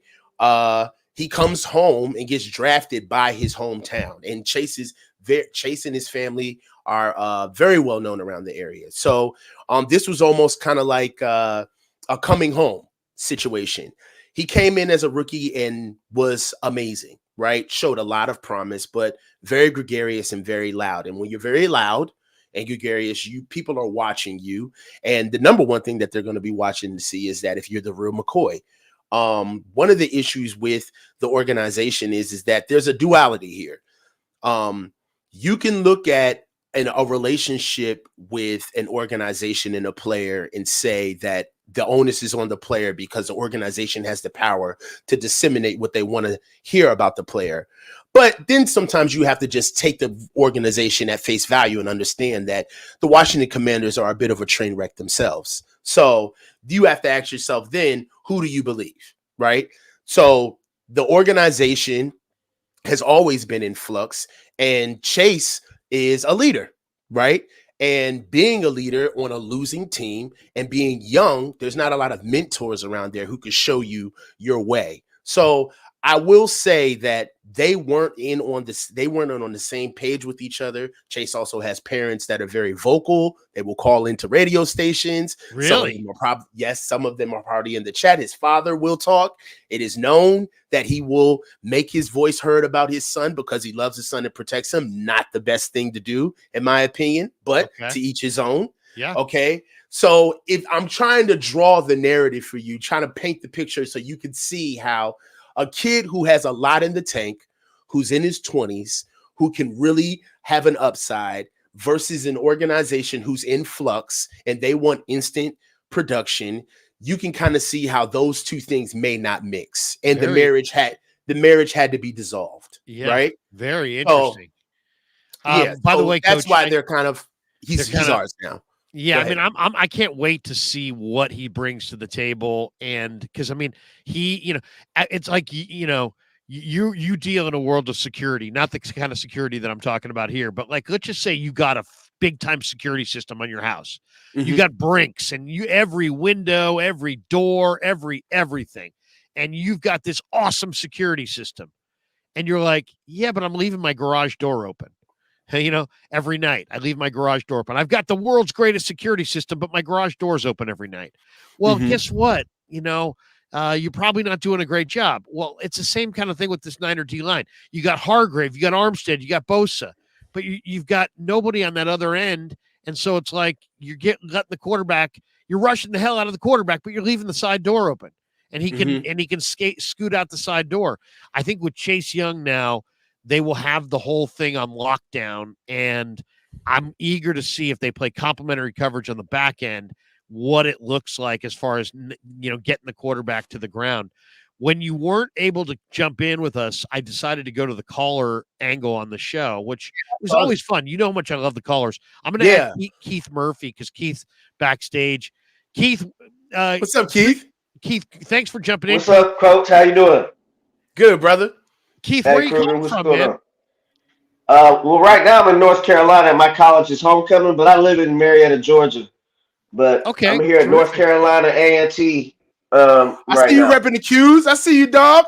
Is that your fraternity shirt? Yeah, it's my fraternity shirt. I'm about to go out to campus in a minute when I get off this phone. Oh, that sounds cool, man. Is it good weather today for football? Or is it kind of chilly? Great weather. God loves North Carolina A&T because we got great weather down here today.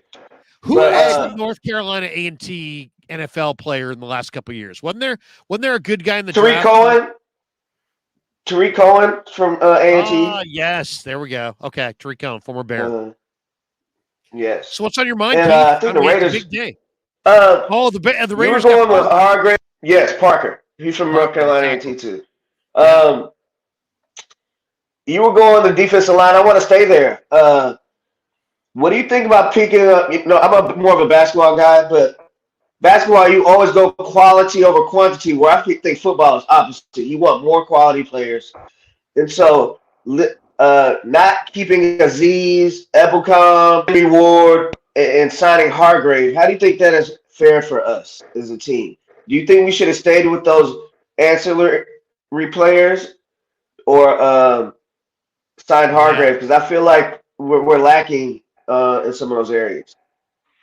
It's a great question. This is in some ways is like the question of the year. They went for Hargrave. It got a lot of headlines. We all said, man, it's going to be jailbreak on the quarterback.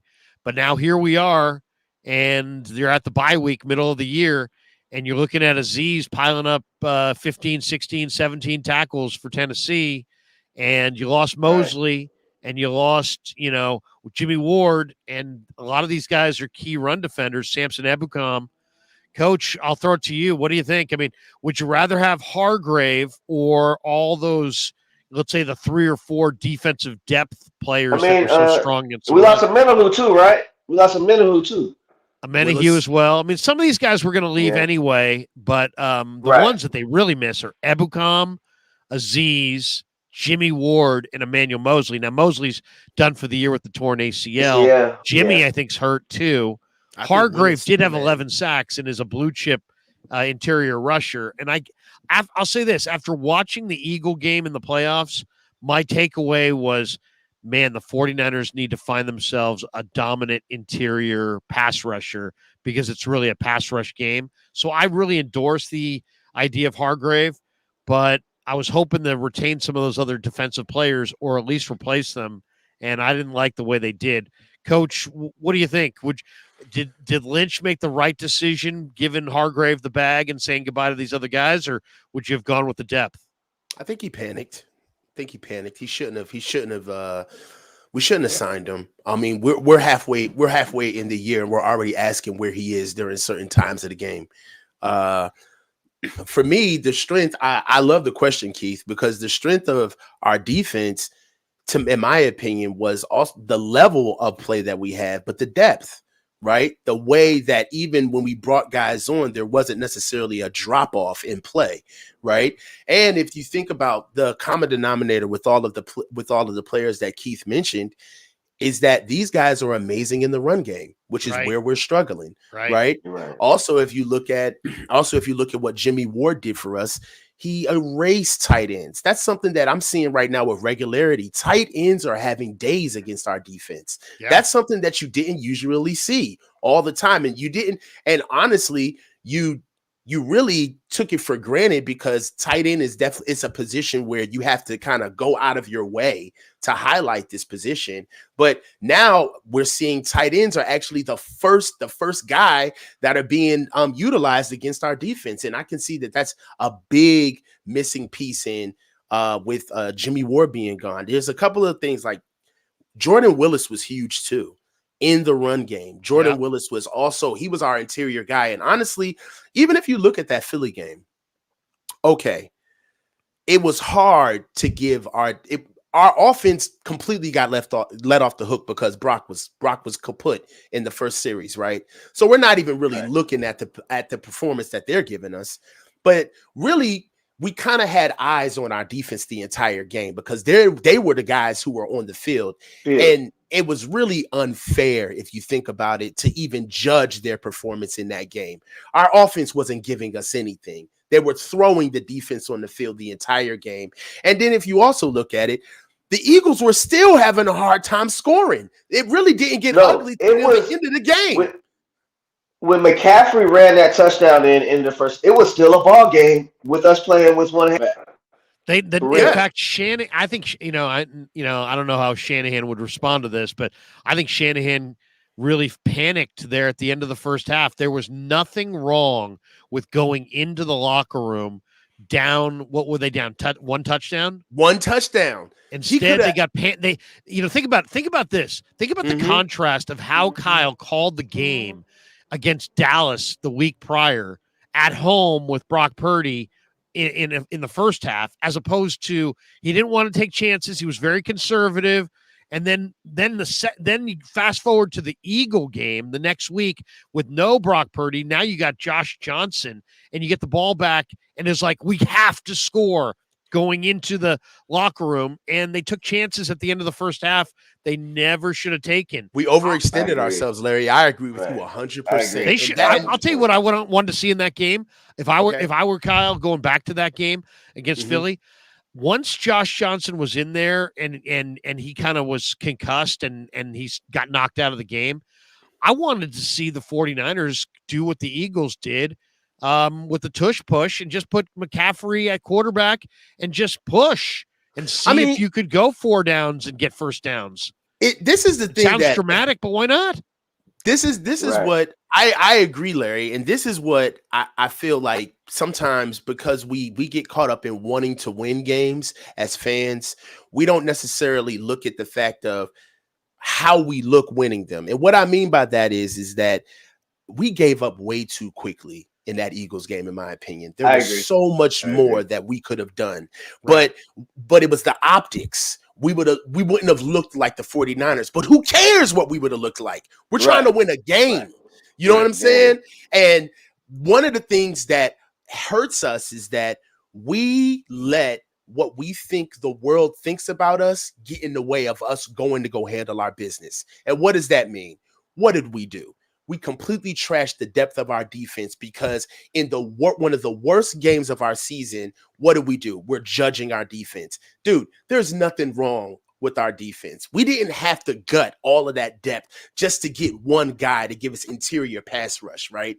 We didn't have to do that. But now we're seeing that when we're going through the regular season, we're forgetting what got us to the game that hurt us, right? Instead, we're throwing out the baby with the bathwater and going to go get high-priced guys. And now what are we? We're older. We're more expensive. We don't have the depth. And now during the season, what are we doing? Trying to right our wrongs. There's a reason why we went and got Chase Young and Randy Gregory and bringing those guys in because we're hurting with the depth.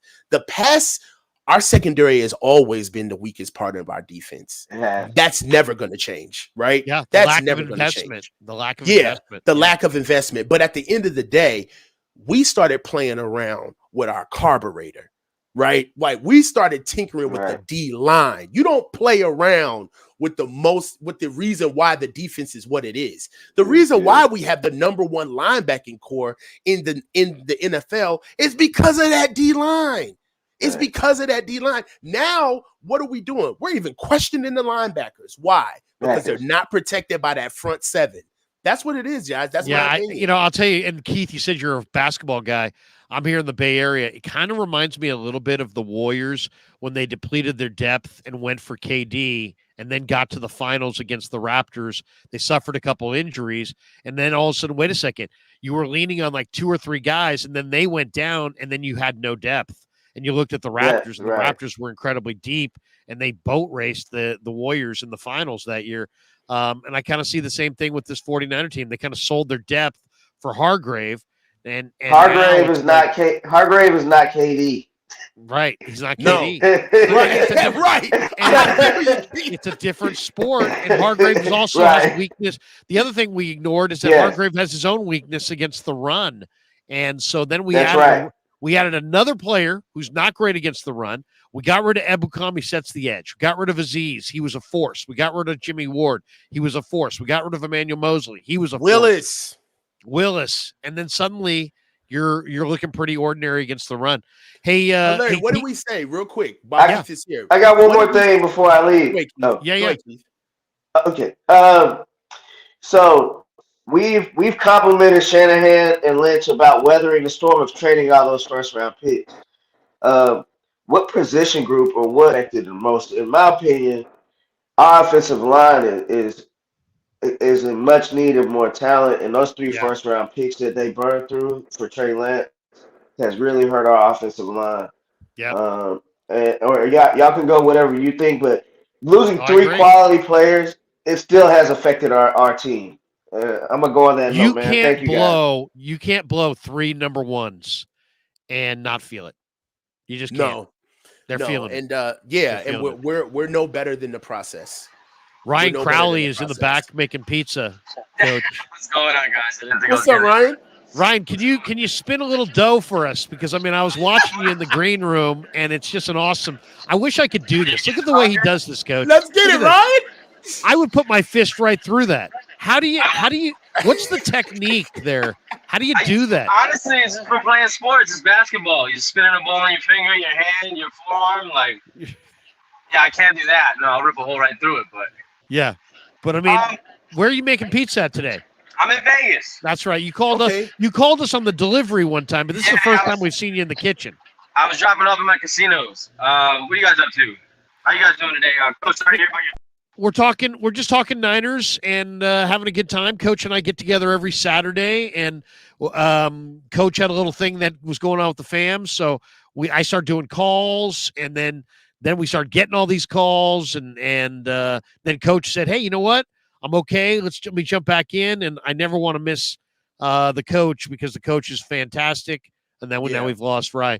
But before Rye gets back on, let me bring this up. Remember, we brought this up in the summer. This is before we got a real good look at Javon Hargraves. And me and you both said collectively, we're okay with what he did, but we got to see, we can't utilize him until we get him to third down. Can he get to third down? right? Remember, you and I both said that, and we're finding out he's a third down difference maker, but you got to get to third down.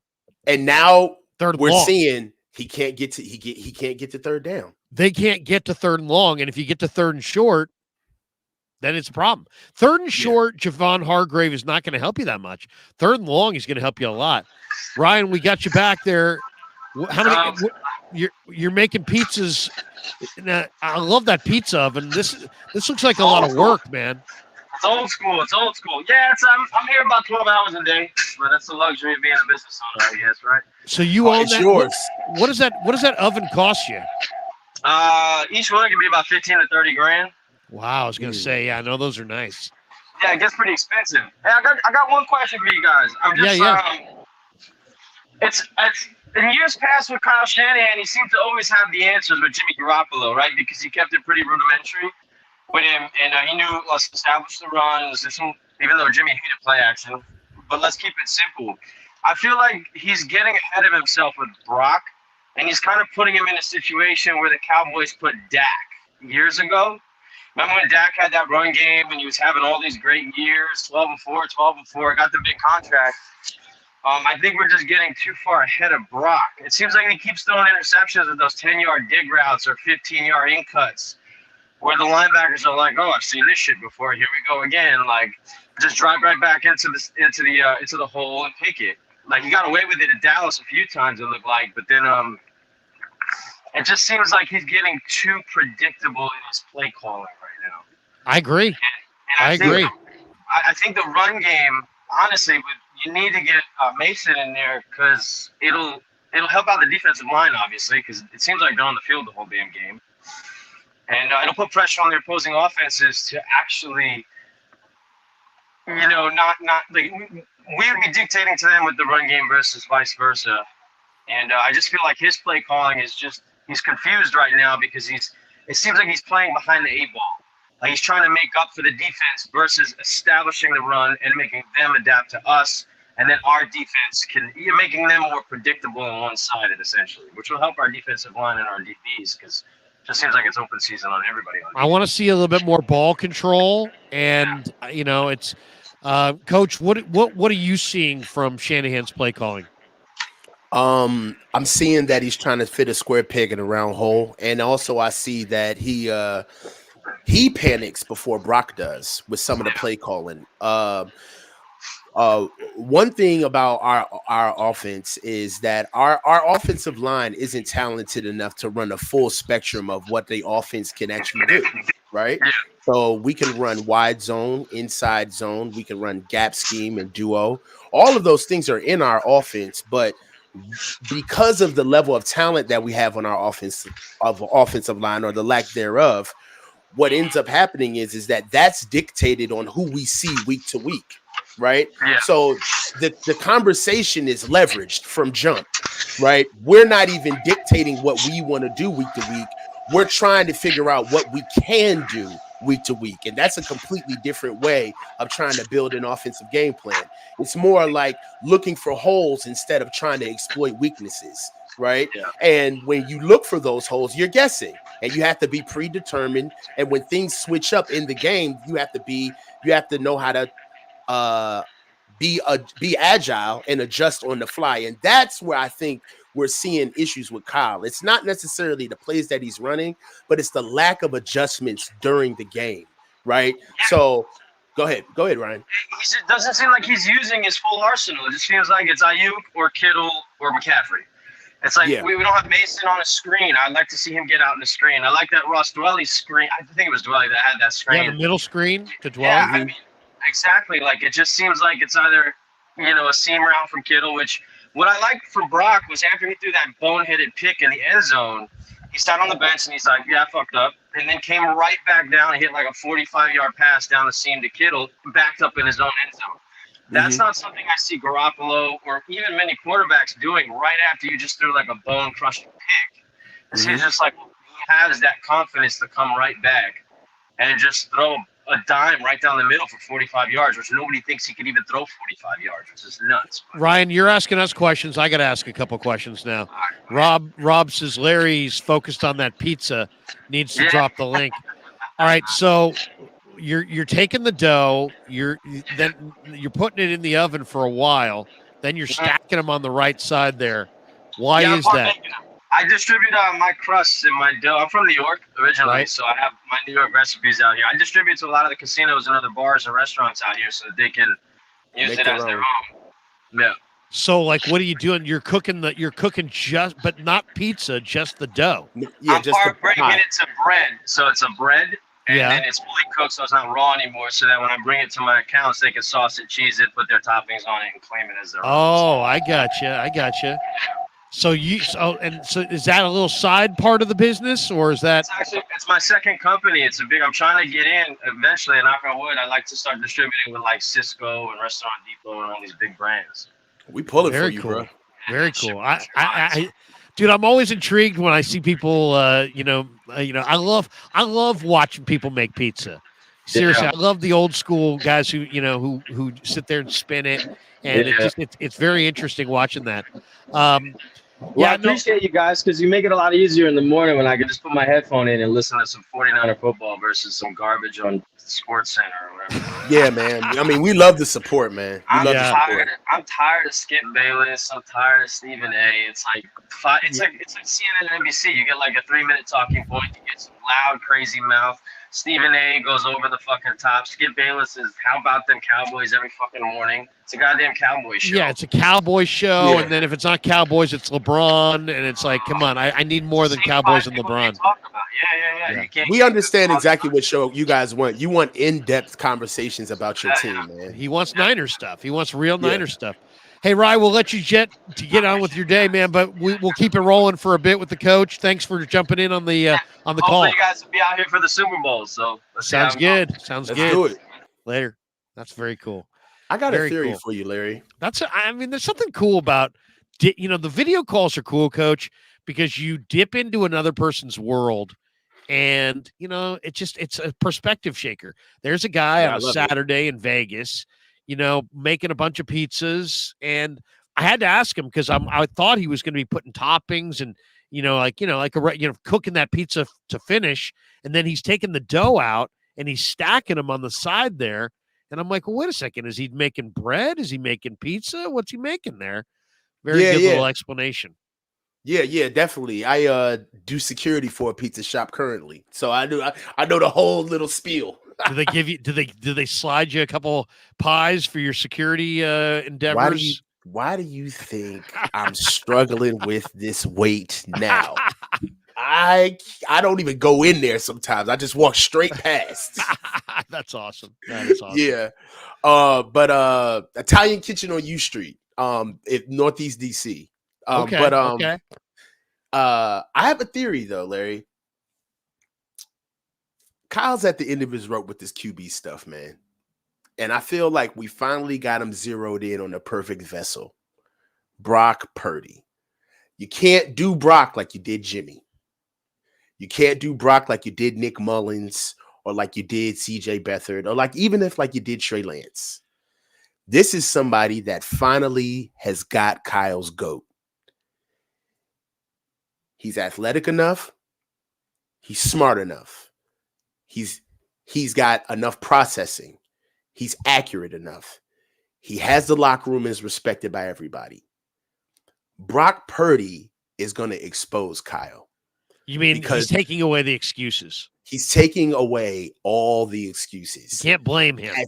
At some point, the fans are going to stop looking at the players and they're all going to change their direction to Kyle and say, there's no way that you can put this on Brock. There's no way. And you're starting to see now fans are understanding, well, you can't put it on Brock because Brock's a fighter. Even though he's making the mistakes, he's young enough and he's still coming back and fighting past him. Even when you hang him out the drive with plays where it's not healthy, where it's not protecting him, he's still athletic enough to make things happen for you, all right, off script. The players like him. I mean, what are we doing, Kyle? What are we doing? And we all understand that the quarterback is the most important position in the building. So we always are going to pick the quarterback over the coach. So all I'm saying is that the coach has got an extension. I understand that too. And that extension was written on a bar napkin. I'm not saying you're wrong. I think you're spot on. Yeah, and that extension was written on a bar napkin too. That's just what it is. All I'm saying is that Kyle is running out of rope. He's running out of rope. And this kid right now. Go time. It's go time. I'm telling you, because you can't put it on Brock now, right? He's shown you he can win. You can't really put it on Lynch either. No. He's giving you John Lynch is the reason why Brock is here.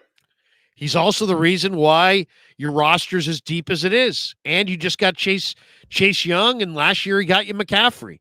You can't put it on John. You can't put it on the quarterback. It's time for Kyle to wind up in the winner's circle and do it. Yeah. Yeah, and that's what I'm saying. Like, I agree. It's getting to the point now where it's like, all right, well, how much are we just gonna? Are we really gonna put this all on Mr. Irrelevant? Really? It's literally all of this. If they don't make it, right? Are we really gonna sit here with a straight face and talk about Brock Purdy like he's Aaron Rodgers? Like Brock Purdy deserves all of that scrutiny. Like he's some grizzly vet who understands the stakes. And you know what, kid? You get what's coming to you. You throw the picks, it's on you. You mess up, it's on you. You get hurt, it's on you. Really? Are we really going to talk about Brock with no context? Like we did Trey? Are we going to wake up and understand that this ain't about Brock? This is about Kyle. Okay, because Kyle's running out of excuses. It's powerful, but I think you're onto something.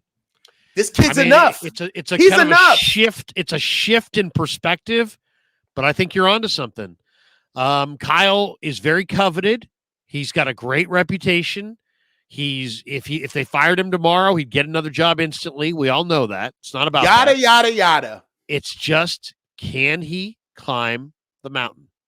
His father won a couple rings, but was eventually undone by defensive personnel that kind of came up short. How's it going to go for Kyle? I mean, it's time. You can't blame Lynch. You can't blame the quarterback. You know, you've got the weapons. You know, I guess you could blame the offensive line right now for a while. That's his own doing. You're the one who's paying. You're the one who's overpaying Debo. You're the one who's putting all of this. Listen, our offensive line has to be addressed. No. You know who our offensive line is? Our offensive line is Brandon Ayuk, Kyle Juszczyk, George Kittle, Jawan Jennings, and Debo Samuel. The edges of this offense is what blocks, because Kyle completely engineers around the offensive line. He knows that this offensive line isn't good, okay? The money that should be in front of Brock is on the side of Brock, okay? That's on Kyle. These are all of his guys. You've seen this stat, right? Yeah. The 0-40 in fourth quarter comebacks. That's not a Brock stat. That ain't a Lynch stat. That's a Shanahan. That's a Kyle stat, right? So all I'm saying is that what I love about the game is that what you do in the dark gonna come to the light, okay? And you can link on to this kid and think that you're gonna gaslight us into thinking that this kid is yesterday's news and we can discard him. But I've been saying this for months. I've been saying this when I was talking about Trey. Didn't I tell you this? I said, when they do it to Brock, I'm going to still be here defending him like I'm defending Trey. Didn't I tell you that, Larry? Yep. I said, when they do it to Brock, you guys don't see it now. I told you this in the summer. I said, you don't see it. But when they do this to Brock, I'm going to be defending him the same way I'm defending Trey. And I don't want the fans to fall for the okie doke. Brock is enough. This is on Kyle. When you see Brock running out of the pocket, creating on his own, that's Brock's contribution to this team. When you see Brock going in there, calling the offense the right way, processing, that's Brock's contribution to this team. But when you see Brock playing hurt, when you see plays not being processed the right way, when you see Brock not having a run game because we ran Christian McCaffrey into the ground, when everybody in the room has been talking to this man about it, and he can sit there and talk about, oh, I don't see a problem with it at all. When you can see Kyle can sit there and throw his own brandly minted new DC under the bus, who everybody is having a problem with, who Kyle brought in, and say, oh, yeah, he knows he messed up, but then 4 days later can go on the radio? Guys, is Brock Purdy's career going to have to be sacrificed for you guys to realize that we need to start looking at Kyle? He's just going to have to own some of this criticism. Being Butterfly says, I support Kyle Shanahan. I want Kyle as the 49er coach, but he's not beyond examination, feedback, or reproach. Kyle needs to improve too. I think it's fair. I'll say this. I don't get the vibe that Kyle, thinks that he's perfect. And I don't like when he talks to his players. I don't think he blames them to their face. I think he says we need to be better. But how much does he really believe that? How much does he really believe it's on him and his offense scoring 17 the last 3 games as opposed to Wilkes in the defense? I don't know. It seems like there's a lot more hemming and hawing, or a lot more concern about the defense and not as much concern about the play calling, and that's his area of expertise. For 3 weeks in a row, a month, Larry, he's been out-coached for a month. That's a fact. Yeah. Okay.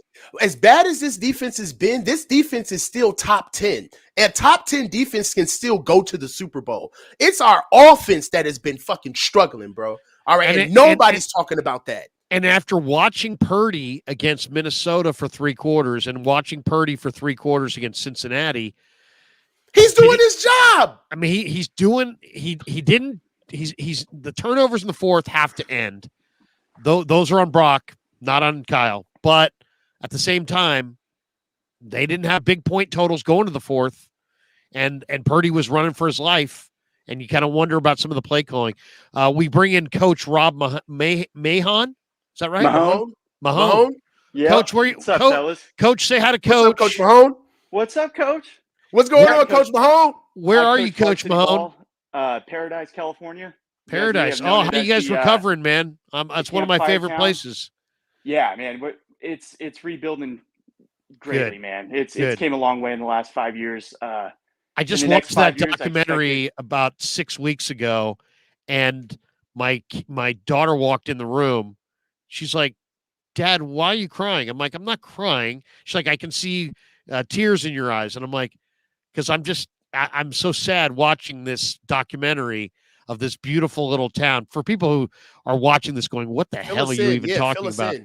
This is a beautiful little town. I mean, a beautiful little town near Chico, Northern California, and a fire started on a hot, windy day in the fall a couple of years ago, and it took off like wildfire.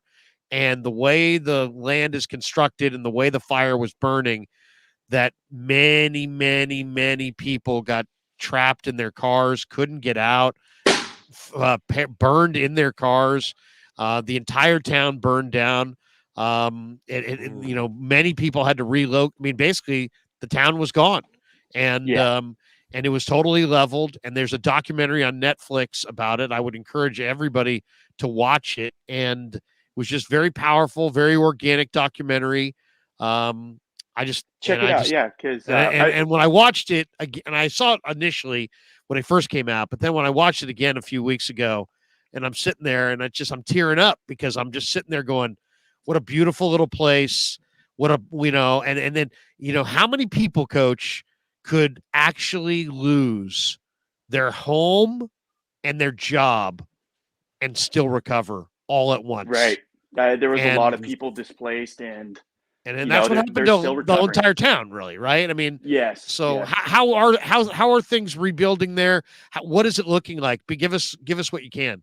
Well, there was about 50,000 people on the ridge before the fire, and we're probably getting close to 10,000 now. So we're rebuilding. Luckily, we got a lot of funding. But you stayed. Schools. Yeah, I stayed. Well, I left. I moved to Chico, and you came back. My dad's back up there. My grandparents, mom, they all left though. But I just bought a lot up there with my fiance, so we're going to be up there soon. Yeah, good. Congratulations, man. Hey, you have our thoughts and prayers and everybody up there. And I'll say this: my sponsor, the title sponsor of our show, Pig in a Pickle. Damon Stainbrook, the owner of Pig in a Pickle. They're based, he lives in Marin. He took that entire time and made food for all those people, brought it to them. I mean, this guy has an unbelievable heart, took care of a lot of those firefighters, took care of a lot of those people. And to me, Damon is a saint and a hero, because he, like many business owners in Marin who were impacted by people they knew, but weren't directly affected as far as their ability to continue their business. The community in Northern California, south and probably north of Chico, kind of rallied around. Absolutely. And helped out. And Damon was one of those people. So I just thank him every time I see him about that. That one heartwarming thing, that came out of this tragedy was the way everybody came together, the entire community. And, Aaron Rodgers, he was actually born up there, and same hospital that I was born at, Feather River Hospital. And he bought our entire football program, new jerseys, new helmets. Football was really big on the Ridge. Sure. I was a 3-time section champion. Paradise, I think we won 7 out of 15 years from the year 2003 till 13 or 15. ESPN did a whole breakdown on when they came back, and they had a great comeback win in one of the first games back, right? Yeah. And I saw that on Sports Center. That was incredible. My head coach, Rick Prinz, shout out Rick. He, one of the most knowledgeable football guys I know. The most winningest coach north of Sacramento in the history of high school football. So football was really big up there on the Ridge. So very cool. Well, hey, man. People have not forgotten. That's for sure. And I didn't mean to make this a whole subplot. Oh, no, I know you called in to talk. No, it's educational, I love man. The love, and I'm so excited to see. I'm so happy to see how far we came in the last 5 years. I'm really excited to see how far we'll go in the next, in another 5 years. Right. So our entire high school is getting rebuilt. All the elementary schools, they're going to be just beautiful campuses. And for people that have never been there, Paradise was just a town in the middle of the forest. Really, I mean, just 150-foot ponderosa pine trees everywhere you go. Our football field is just surrounded by ponderosa pines. One of the coolest venues, you'll ever go to. So I'm just really excited, man, to be back up there and back coaching.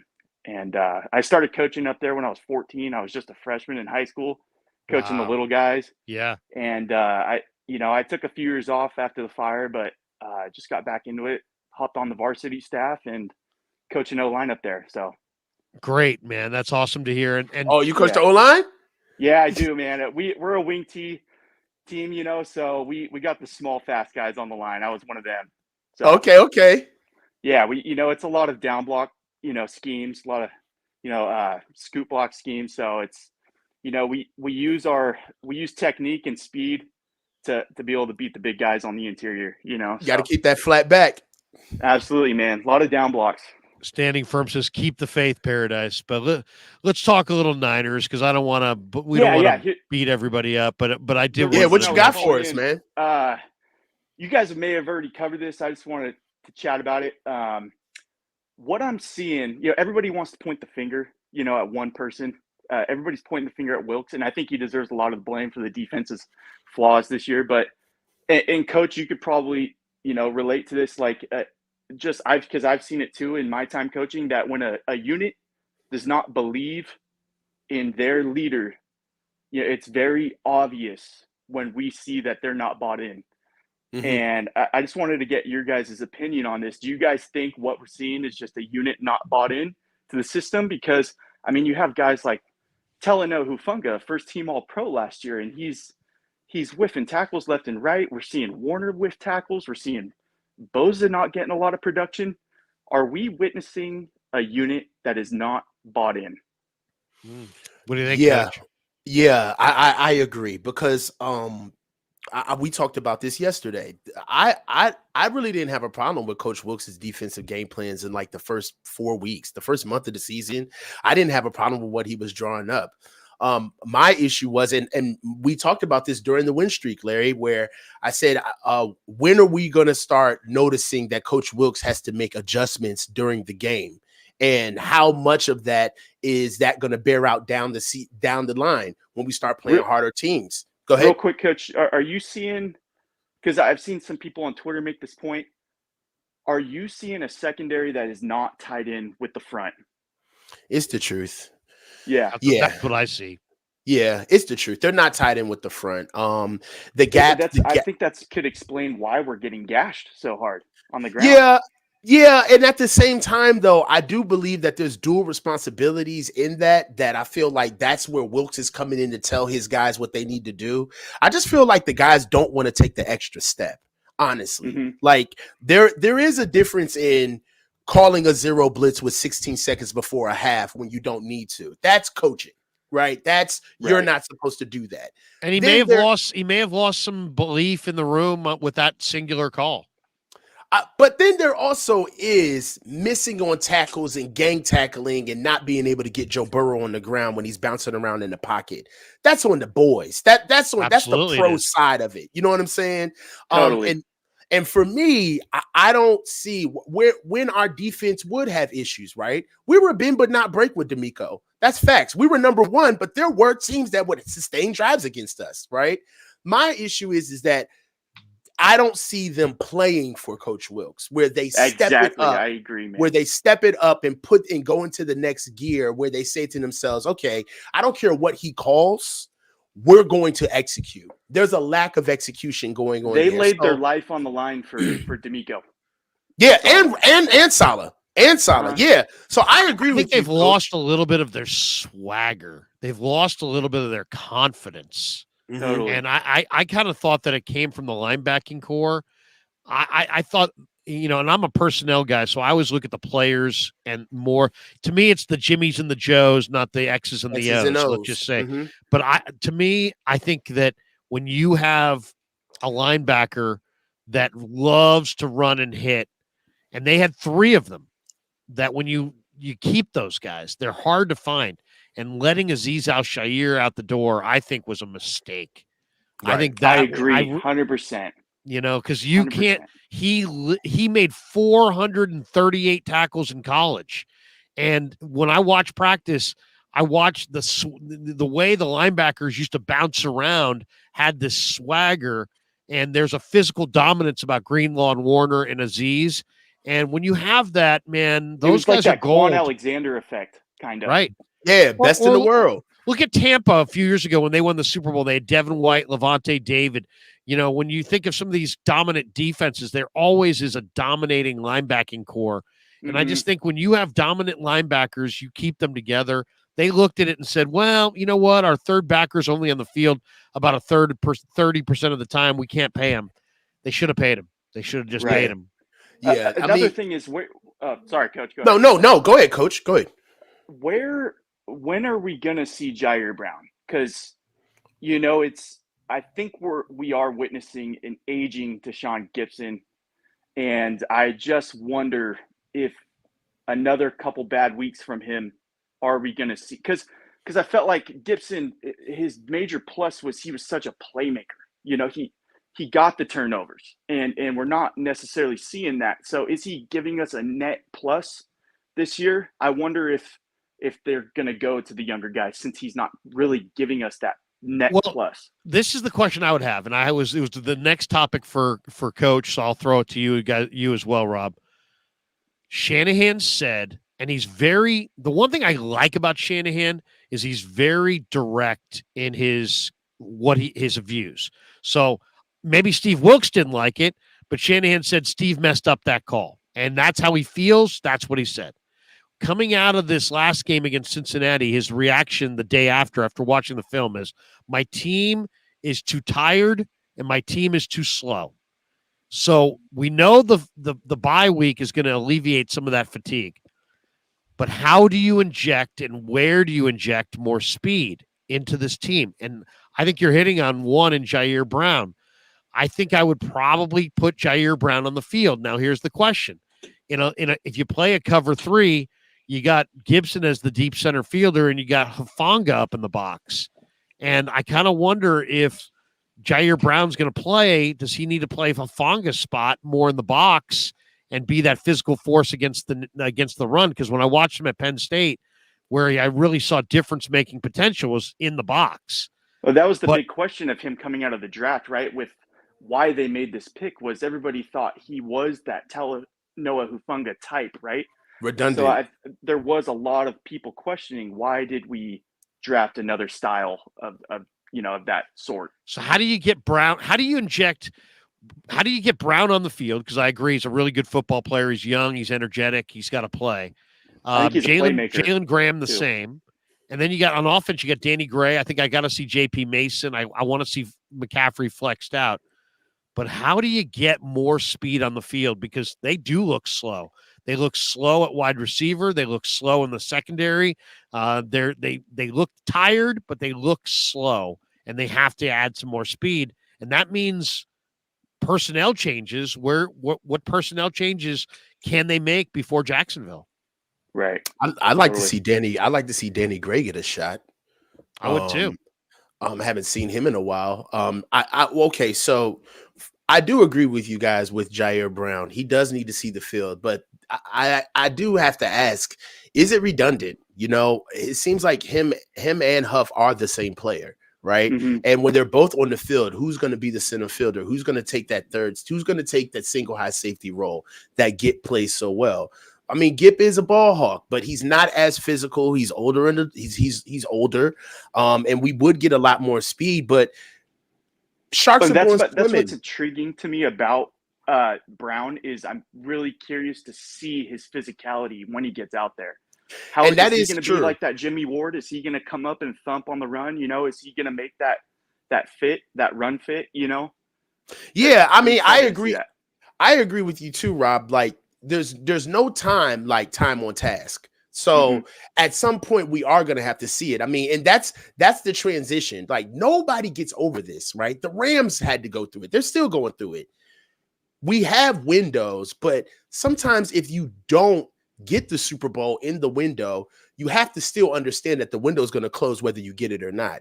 So is this the fallout? Is this the transition? And if it is the transition, maybe it's our turn to kind of like have a little bit of a yard sale or a little bit of civil war on the depth chart where it's like, all right, Gip, you're not going to be here for long. We need to know now, right? So we need to go ahead and put Jair Brown on the field now, right? Absolutely. All right, Juwan, you're going to get out of here. You're in the last year. Let's figure out what Danny Gray can do now. Let's get Danny Gray on the field. I like to start seeing a little bit of a shakeup because, to be honest, we are a team that's a sum of our parts.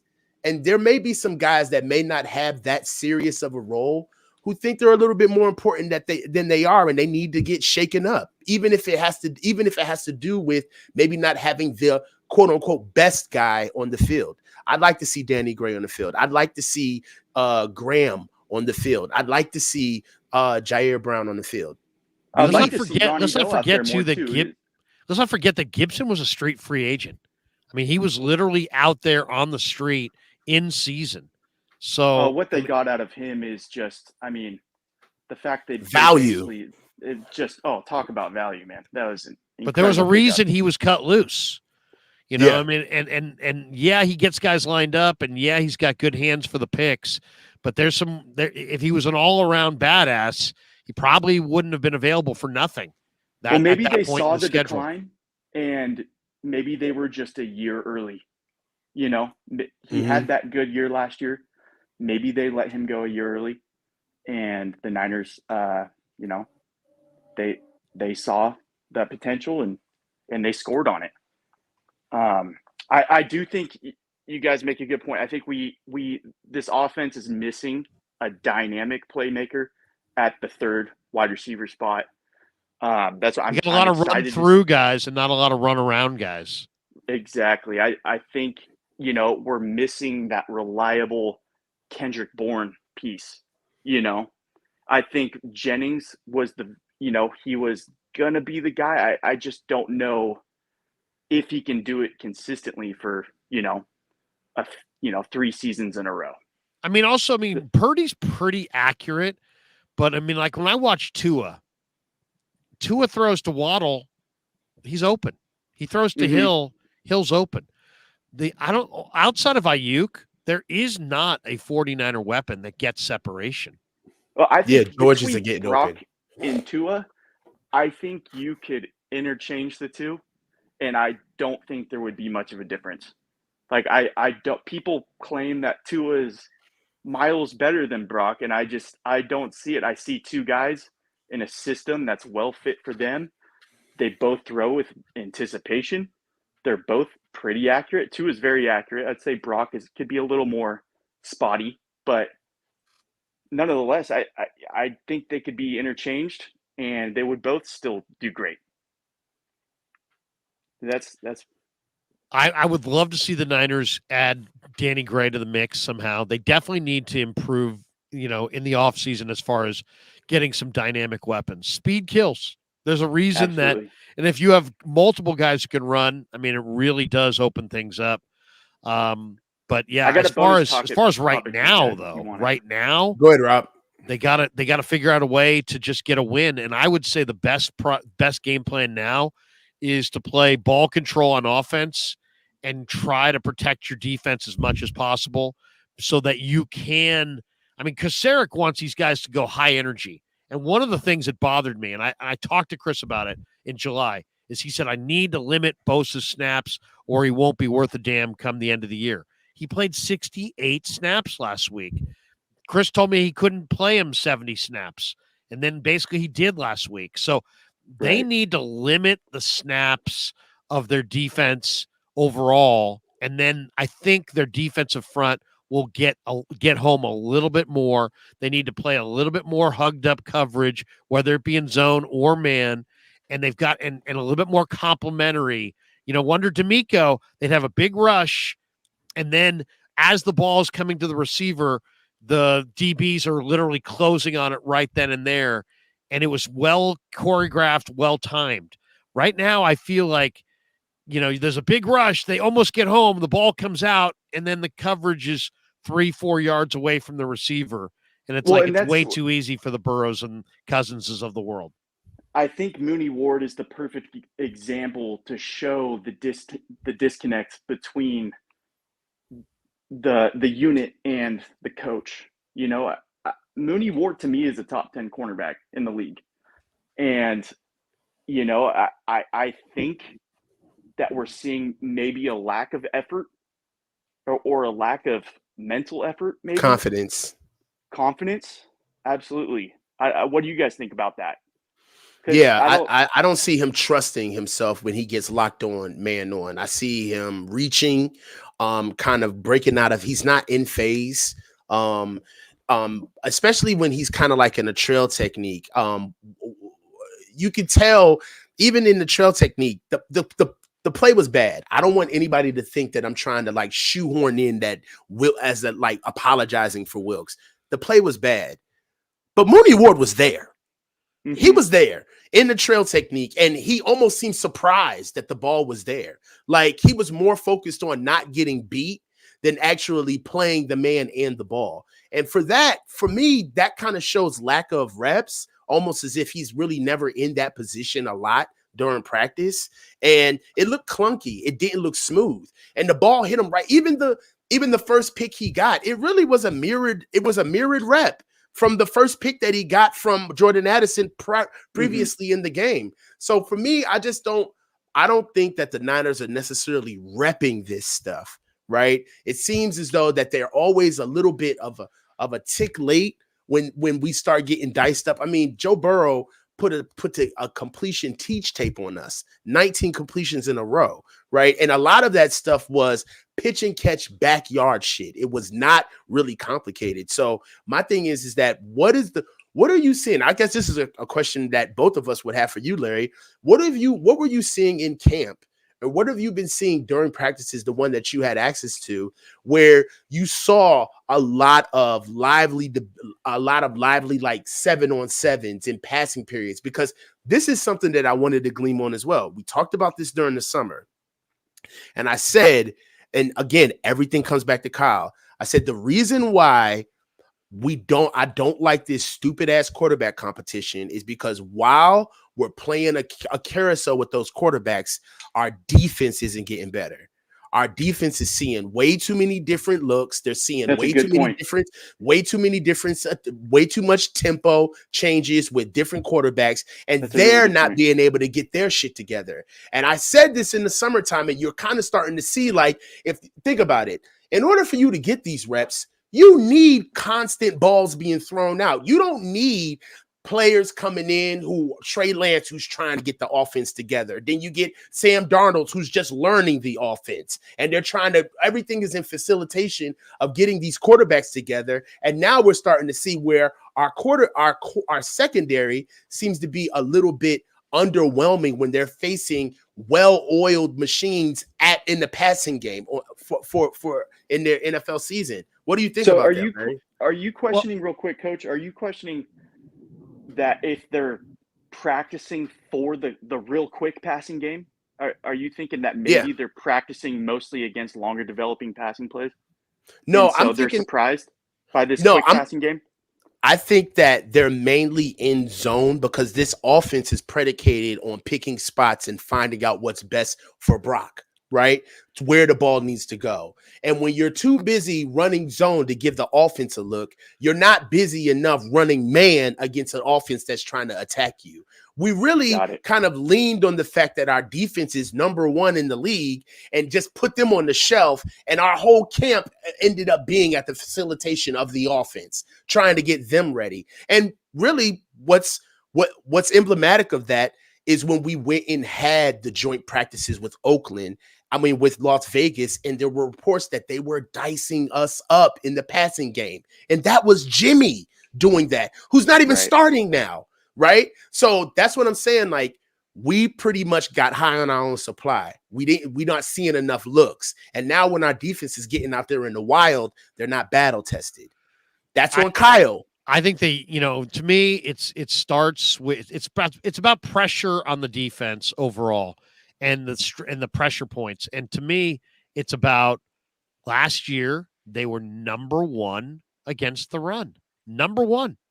This year, they've struggled more against the run. Now, the numbers coming into the Bengal games said that they're third, but in reality, I think that was a fraudulent stat. Why? Well, one, they got gashed throughout the preseason.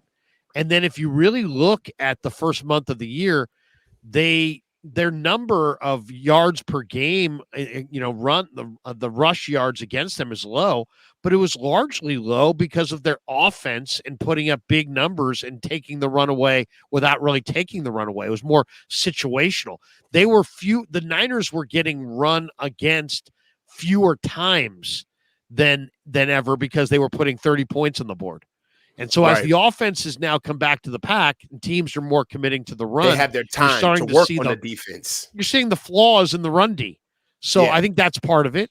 I think the defense last year was deeper up front and deeper on the back end.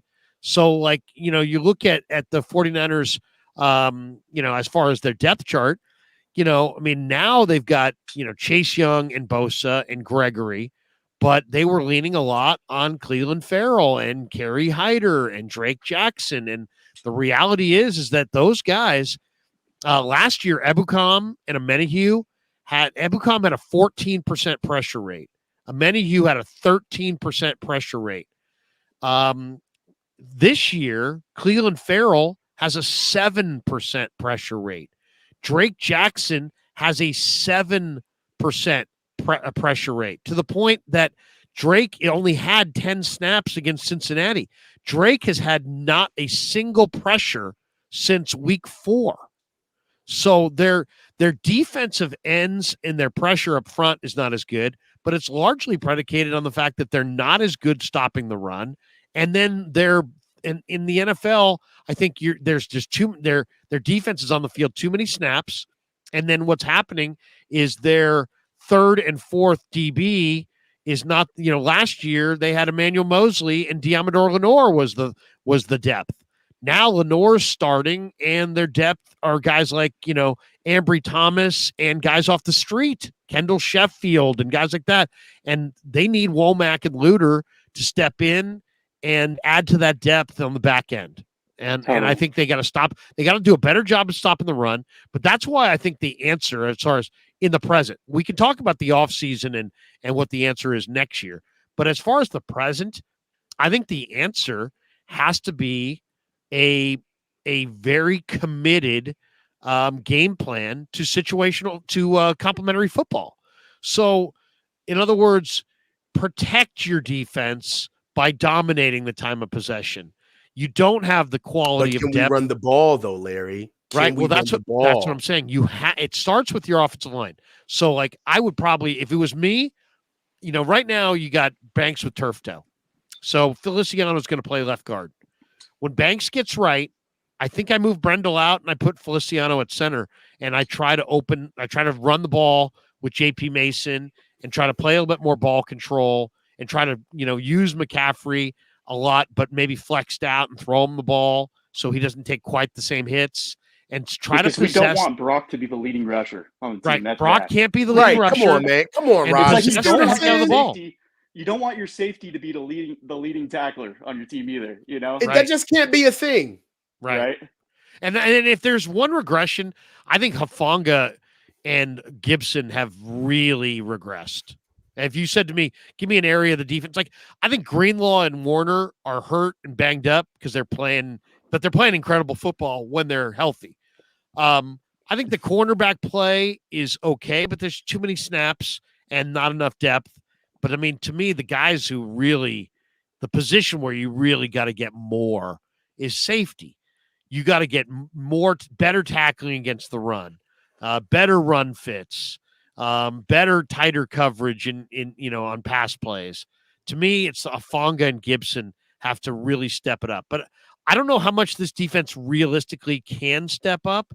Maybe Luter and Womack could be added to the mix. Obviously, Chase Young is going to be added to the mix. Gregory's just getting warmed up.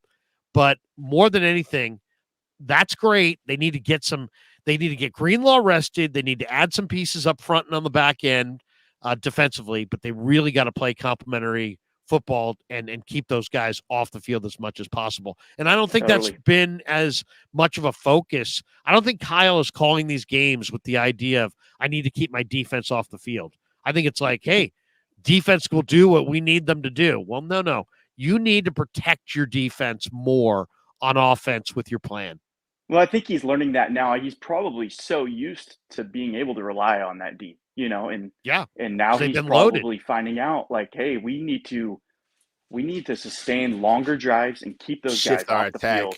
Yeah. Yeah. It's like, I always look back to that drive against the Rams. What was that? 2021 Monday Night Football. They opened the game up with like a 18 straight runs. It was one of the most beautiful. I mean, it's a coach's dream of a drive. It absolutely gutted It was beautiful, and I would like to see, maybe not on that level. Obviously, it's hard to ask, but more longer sustained drives. And keep those guys off the field. Mm-hmm. And they did that in week 1. They did that, offense, right? They did that against the Steelers in week 1. Here's the key. They did, Larry. I agree with you. But we need longer sustained drives with a more creative lineup. We can't sustain longer drives with just Christian McCaffrey. We got to see JP Mason. We got to start seeing him, man. Like that's the key to we have the setup to have thunder and lightning. Yeah. We have lightning out there, but now we just need more thunder. Yeah, and the jury is out on Elijah. I love him to death. We all do, but it's just enough. It ain't happening. Well, there's no holes there. I mean, there's no holes. It's like he's great at picking and sliding and finding the hole, but it really starts with Banks and Burford and Brendel. And I'll tell you what was so discouraging. You got to tenderize that meat, though. You need JP to go in there. I don't care. I know how the run game is, man. Like, I understand we draw it up a certain way, but at the same time, you do coach your back. Hey, I've coached him to run up your back if you don't get out of the way. All right. Mm-hmm. So we need JP Macy because JP Macy's going to run up somebody. He's going to push the pile. They need somebody who's going to push the pile. He's going to turn. Well, that's what he has that Mitchell hole. doesn't have, right? JP has that. He can shift into that power running style, where I don't know if Mitchell. He's a little smaller. I don't know if he really has that. I think in 2021 when he had his big rookie season, really the power runner on that team was Deebo Samuel, kind of, Right. And especially in just whenever we needed a first down on third and short, it seemed like it was always going to Deebo. And so, that I think that's kind of what we're missing right now. I think McCaffrey tries to be that guy too, but we don't have the interior that we had that season either. We losing Lake and Tomlinson, was big. I think I do like Banks, but I think once Williams went out, it was almost like, okay, we kind of see that he's still a young player. They need an injection of power on their offensive line. They need some dynamic weapon that can stay healthy. I mean, Tyreek Hill's awesome because he makes big plays, but he also can stay on the field. Danny Gray literally cannot stay on the field. I mean, if Danny can't get on the field, then they're going to have to find some dynamic weapon. I was hoping they would get Paris Campbell at the trade deadline because I thought he was cheap and I thought he was a good fit for their offense with the speed that he has. They need to find a little bit more dynamic weapon. They need to have a little bit more, some road graders up front. And to me, they didn't replace Al-Shaair. I mean, they're asking Greenlaw and Warner to do it all. And clearly they don't trust Jalen Graham or D. Winters because they've been inactive most weeks. But, man, these guys can run and hit, and they're both instinctive. They both made a ton of tackles. It might be time to, make one of those guys active and not be afraid to utilize them. It might be time to make Jair Brown a little bit more part of the game plan from scrimmage. It may be time to find Womack and Luter and get them on the field in the secondary. Totally. You got to sometimes, both of you guys have coached, I mean, you got to coach up your guys. You can't, it's a long year in the NFL. There's a lot of collisions.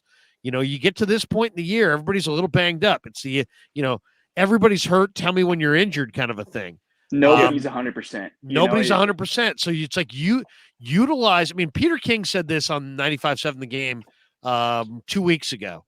He said Kyle needs to start using a higher percentage of his roster and not putting it all on Greenlaw and McCaffrey. And, because otherwise you're going to get you're going to see their other backs. You're either going to see them because he's giving McCaffrey a break, or you're going to see them because McCaffrey's going to be hurt. So if you look at what teams when you want to use them. Yeah, if you look at what teams are doing, they're doing that to us. Teams that are not as good as us are picking their spots on when they want to run certain defenses against us. Not Seattle, but Minnesota did it and Cincinnati did it. We lost those two defenses outside of Cleveland, but the last two teams that we played, those were not good defenses. Cincinnati flat out outplayed the Niners, outcoached them, outplayed them. Yeah, should have been able to run the ball on both those defenses. Exactly, I agree 100%. Right, and the problem is that they're doing what we're asking our coaching staff to do. They're picking and choosing when to utilize players in certain areas when the game matters. Right, Minnesota. They don't have the dogs to run that robber down in cover 3. They don't have a guy that can do that, but they did it in the end of the game, right? They inserted that defense at the end of the game because they knew that we got just enough energy to run this. But if we don't, this guy is going to be leaving the hole wide open. So I'm going to tell you right now, there are teams that they're scheming for us. And if Kyle doesn't start mixing it up, we're just going to be a sitting target. We really are. We have to start showing teams different things, not necessarily from even what we draw up, but run some of the stuff that Christian runs and put JP in, right? Like we have to start taking teams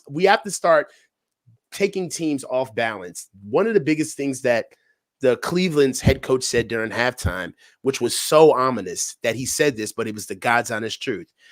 Were they up? Wasn't Cleveland up at halftime? Yeah, I last think week? short. No, two. No, when we 3 played weeks against ago. us? Yeah, they were up at halftime, right?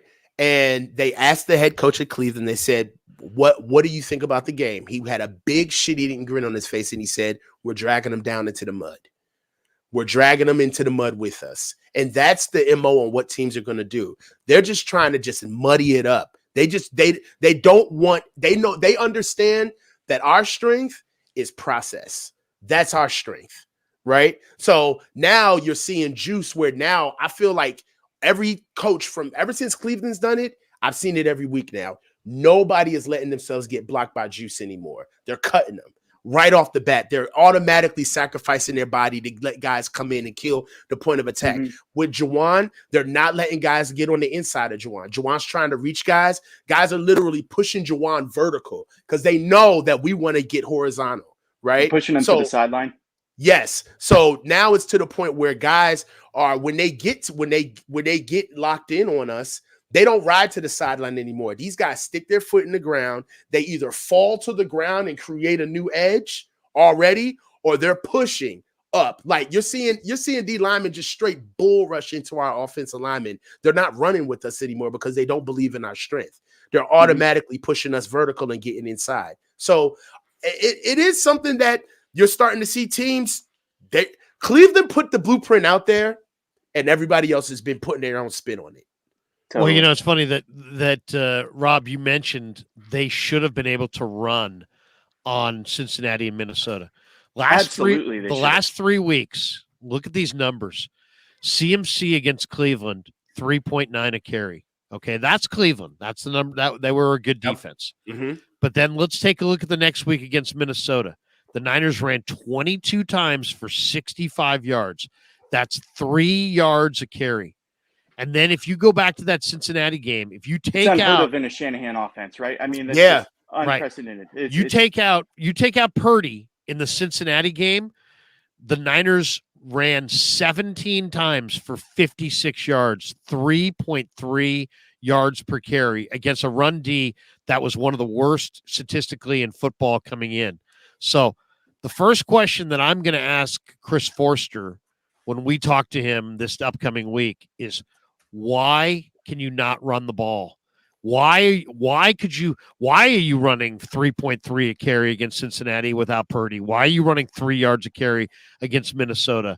And I mean, and he's a very candid guy, and I'm eager to see what he says to it, because that is where this all starts. I'm talking about play ball control to protect your defense. It's a valid point, but it all starts with why can't they run the ball? And I see the game through the O line. As an O lineman myself, that's what I. Yes, I see the game through. I always believe, even as the game evolves into a finesse speed game, the game is always won in the trenches. I'll always be a firm believer in that. And what we saw against Cleveland, I have never seen from a Shanahan offense, and I've never seen from a Forrester O line. I've never seen the interior. I mean, within a second and a half, they were just blowing the middle three guys into bits. I'd never seen something like that before.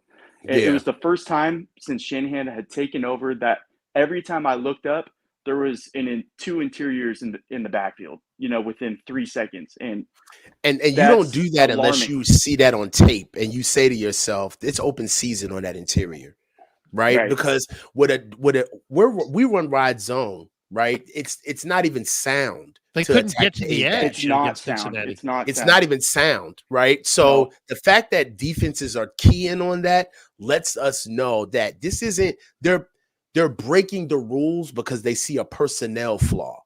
That's when football gets different. That's where I was going.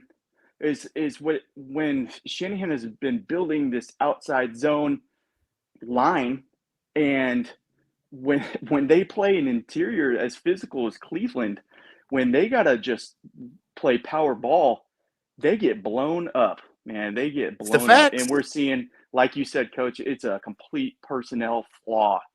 And I love this system. I think it's brilliant. I think Shanahan is genius, but this is a very obvious flaw that can be exploited when you play as physical of an interior as Cleveland.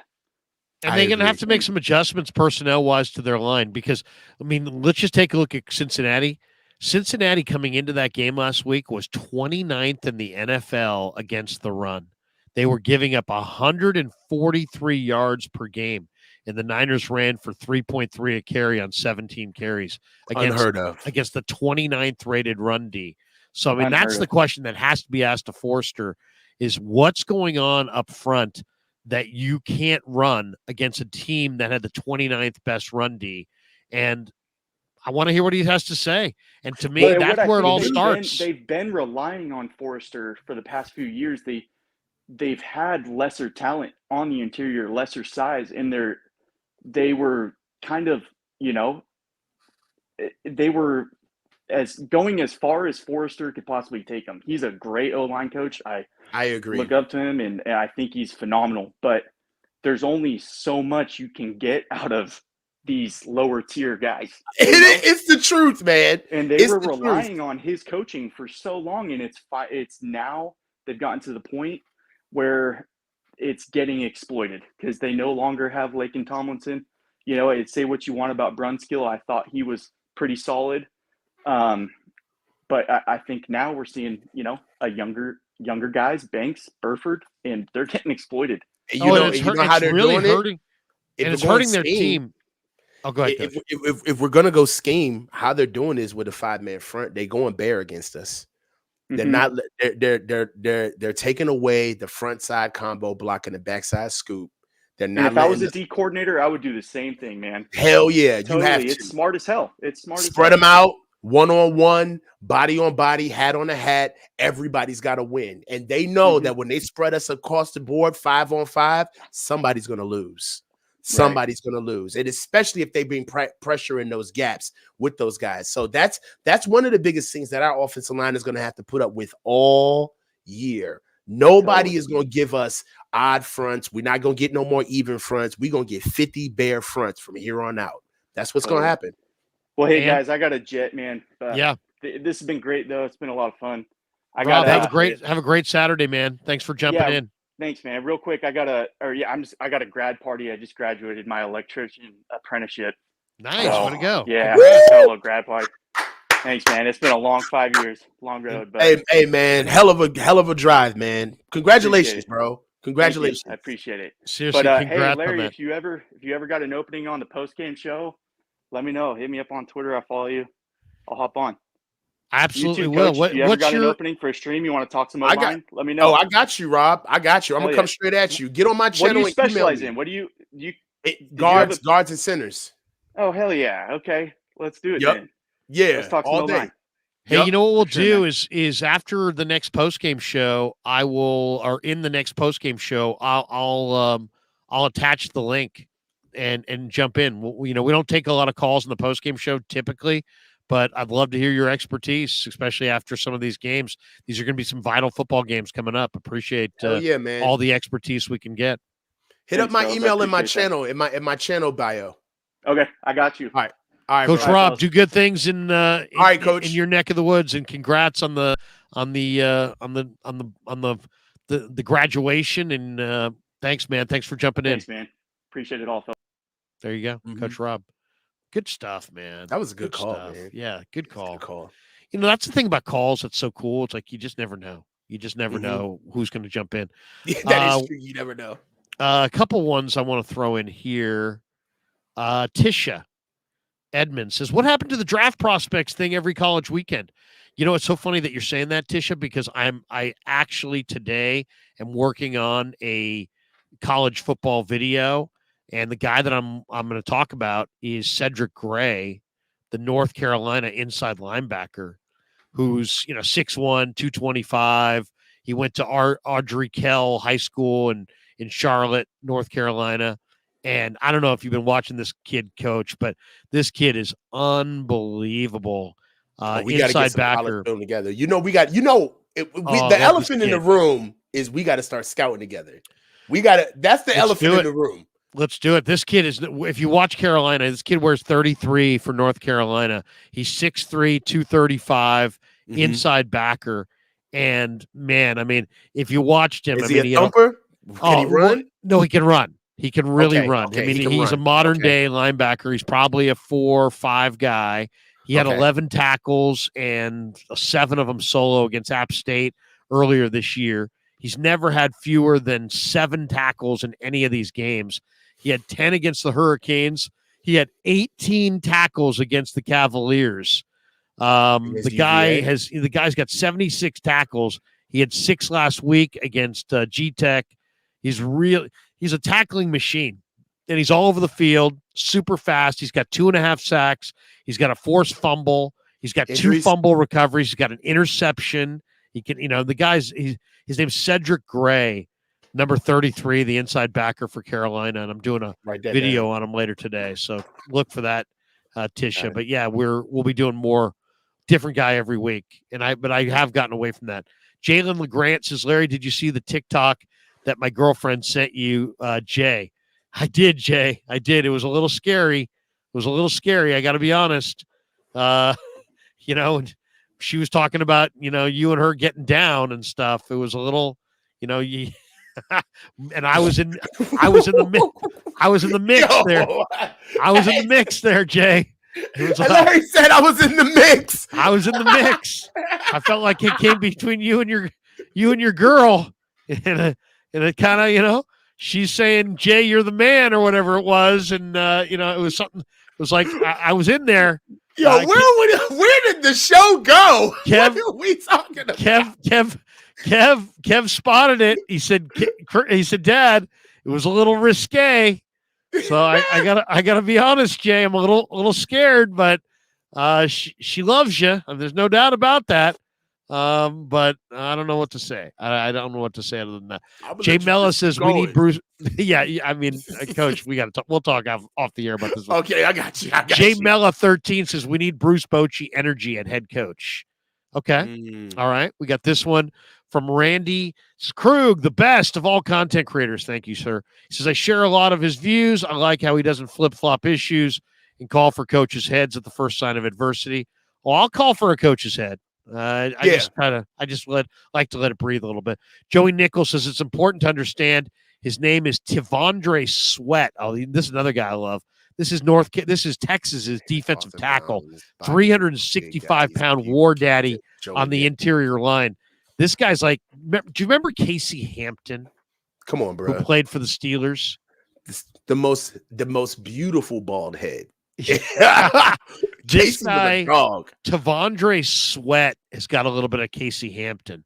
He says, great hands, awesome balance, body control for a big guy. He's abusing K-State. I love him. Vincente Chavez, Aziz is looking worth $5 million now. Ha, shaking my head. We got this one from Cosmo. Time to mix in Jalen Graham and D. Winters. I agree. Joey Nichols. Luter and Womack need to be given some run. Oliver's a dime linebacker. He doesn't run or change direction well enough to cover. To me, I highlighted that because that is so well said. I hate to say it, but that's what he is. He's a dime linebacker. He's a dime linebacker. That's a great comment. That's a great comment. It really is. I mean, that's what he is. Matthew Waring says, you think Kalia Davis can help us out in the run D? Maybe too small. I don't know. I think he's a good pass rusher, to be honest. So we'll see where it goes. And that's what I'm saying. Like, we've done this. Like, we did the Kalia Davis experiment, like trying to go out and get the interior guys can get the pass rush. But the reason why we did this is because we already had DJ Jones. Yeah, right. We already had the guys who could really make their presence known in the run game. The reason why we went out to go get the Kalia Davis is because we wanted a little bit more. What we ended up doing is we traded our 80 for our 20. 80% is what we got done. And then we went ahead and traded our 80 to go get the 20% that we needed. It's so interesting. It was a really interesting discussion today because the 49ers have issues on defense. They have issues up front. They got issues in the secondary, but they also have issues on offense. Kyle has issues with his play calling. The Niner O-line has issues. I think we highlighted in this stream a lot of their primary issues. And now it's about what, it's going to be really I think this might be the most interesting week of the year. Why? Because we're going to find out coming off a bye week, can they make adjustments? Can they introduce some new personnel? Can they introduce some new concepts? They got to earn their money. They got to earn their money this week. We'll see. Coach, have a great weekend. What do you got cooking today? Now, what's the rest of the day? Going back to the hospital or? Going back to go check on Pop. We got Bama LSU tonight. About to see what my Tide gonna do. So that's number 8 versus number 14, 7-2. What's that? 7-2 versus 8-1. How do you feel about that game? I got Bama. I got Bama too. I thought the number looked a little skew. Why is Bama only a 3-point favorite in Tuscaloosa against LSU? I know LSU's 6-2. They're ranked 14th in the country. It's Jalen Milroe. Daniels. It's Jalen Milroe. That's why. Jalen Milroe is incredibly gifted, but he is incredibly inconsistent. So it's like the same. What kind of game do you expect? Low scoring? Is that what you're saying? It's going to be one of these 10-6 games? Or nah, this is college. It's always a track meet. Colleges ain't nothing but a track meet. It's probably going to be, I'd say probably Bama 38-27. Because Bama got a defense this year. They're young, but they finally look like Bama on defense. So I'd say 38-27 Bama. Yeah, I like Bama in that game too. I'll tell you the other game I like today. I like 2 games today. I like Bama, given the 3 in Tuscaloosa against LSU. I like Iowa State against Kansas. I know Kansas is ranked 21st in the country, but it's homecoming at Iowa State, and Iowa State's favored by a field goal. I got to look more into that game, but I kind of like Iowa State there. Yeah. In Ames. So we'll see. We'll see how it goes. Penn State, Maryland as well. I'll be interested to see that at 12:30. Yeah. Penn State only given 7.5 against Maryland. I think Penn State might be able to cover that. Yeah, I mean, we'll see. I mean, Penn State's what, 7th? Ain't they 7 overall? Yeah, 11. They're 7-1. They're 7-1. And then Oklahoma, Oak State in Stillwater. Oklahoma's only favored by 5.5. Yeah, you like the Sooners there, or you like Oak State? Sooners. You know what's going to be an interesting game? UGA and Georgia and Mizzou. Georgia hasn't played anybody. It's amazing. They haven't played anybody. And Mizzou's good. Yeah, this is going to be a good one because they've been running away. They don't got I don't believe in that quarterback they got either. No. I don't like that kid. So we'll see. All right. Hey, thanks to our sponsors, Marin Autoglass, New York Style Italian Sausage, Mojo Fantasy. Oh, I do want to tell people on my Mojo Fantasy, click the link in the description and you can go with me. This is what I'm going with in Mojo Fantasy tomorrow. I'm going in that Dolphins Chiefs game. I like Kadarius Toney higher than 9.5 receiving yards. I like Tyreek Hill higher than 7 receptions. I like Travis Kelce higher than he just got to get a touchdown. It's either a half a rushing or receiving touchdown.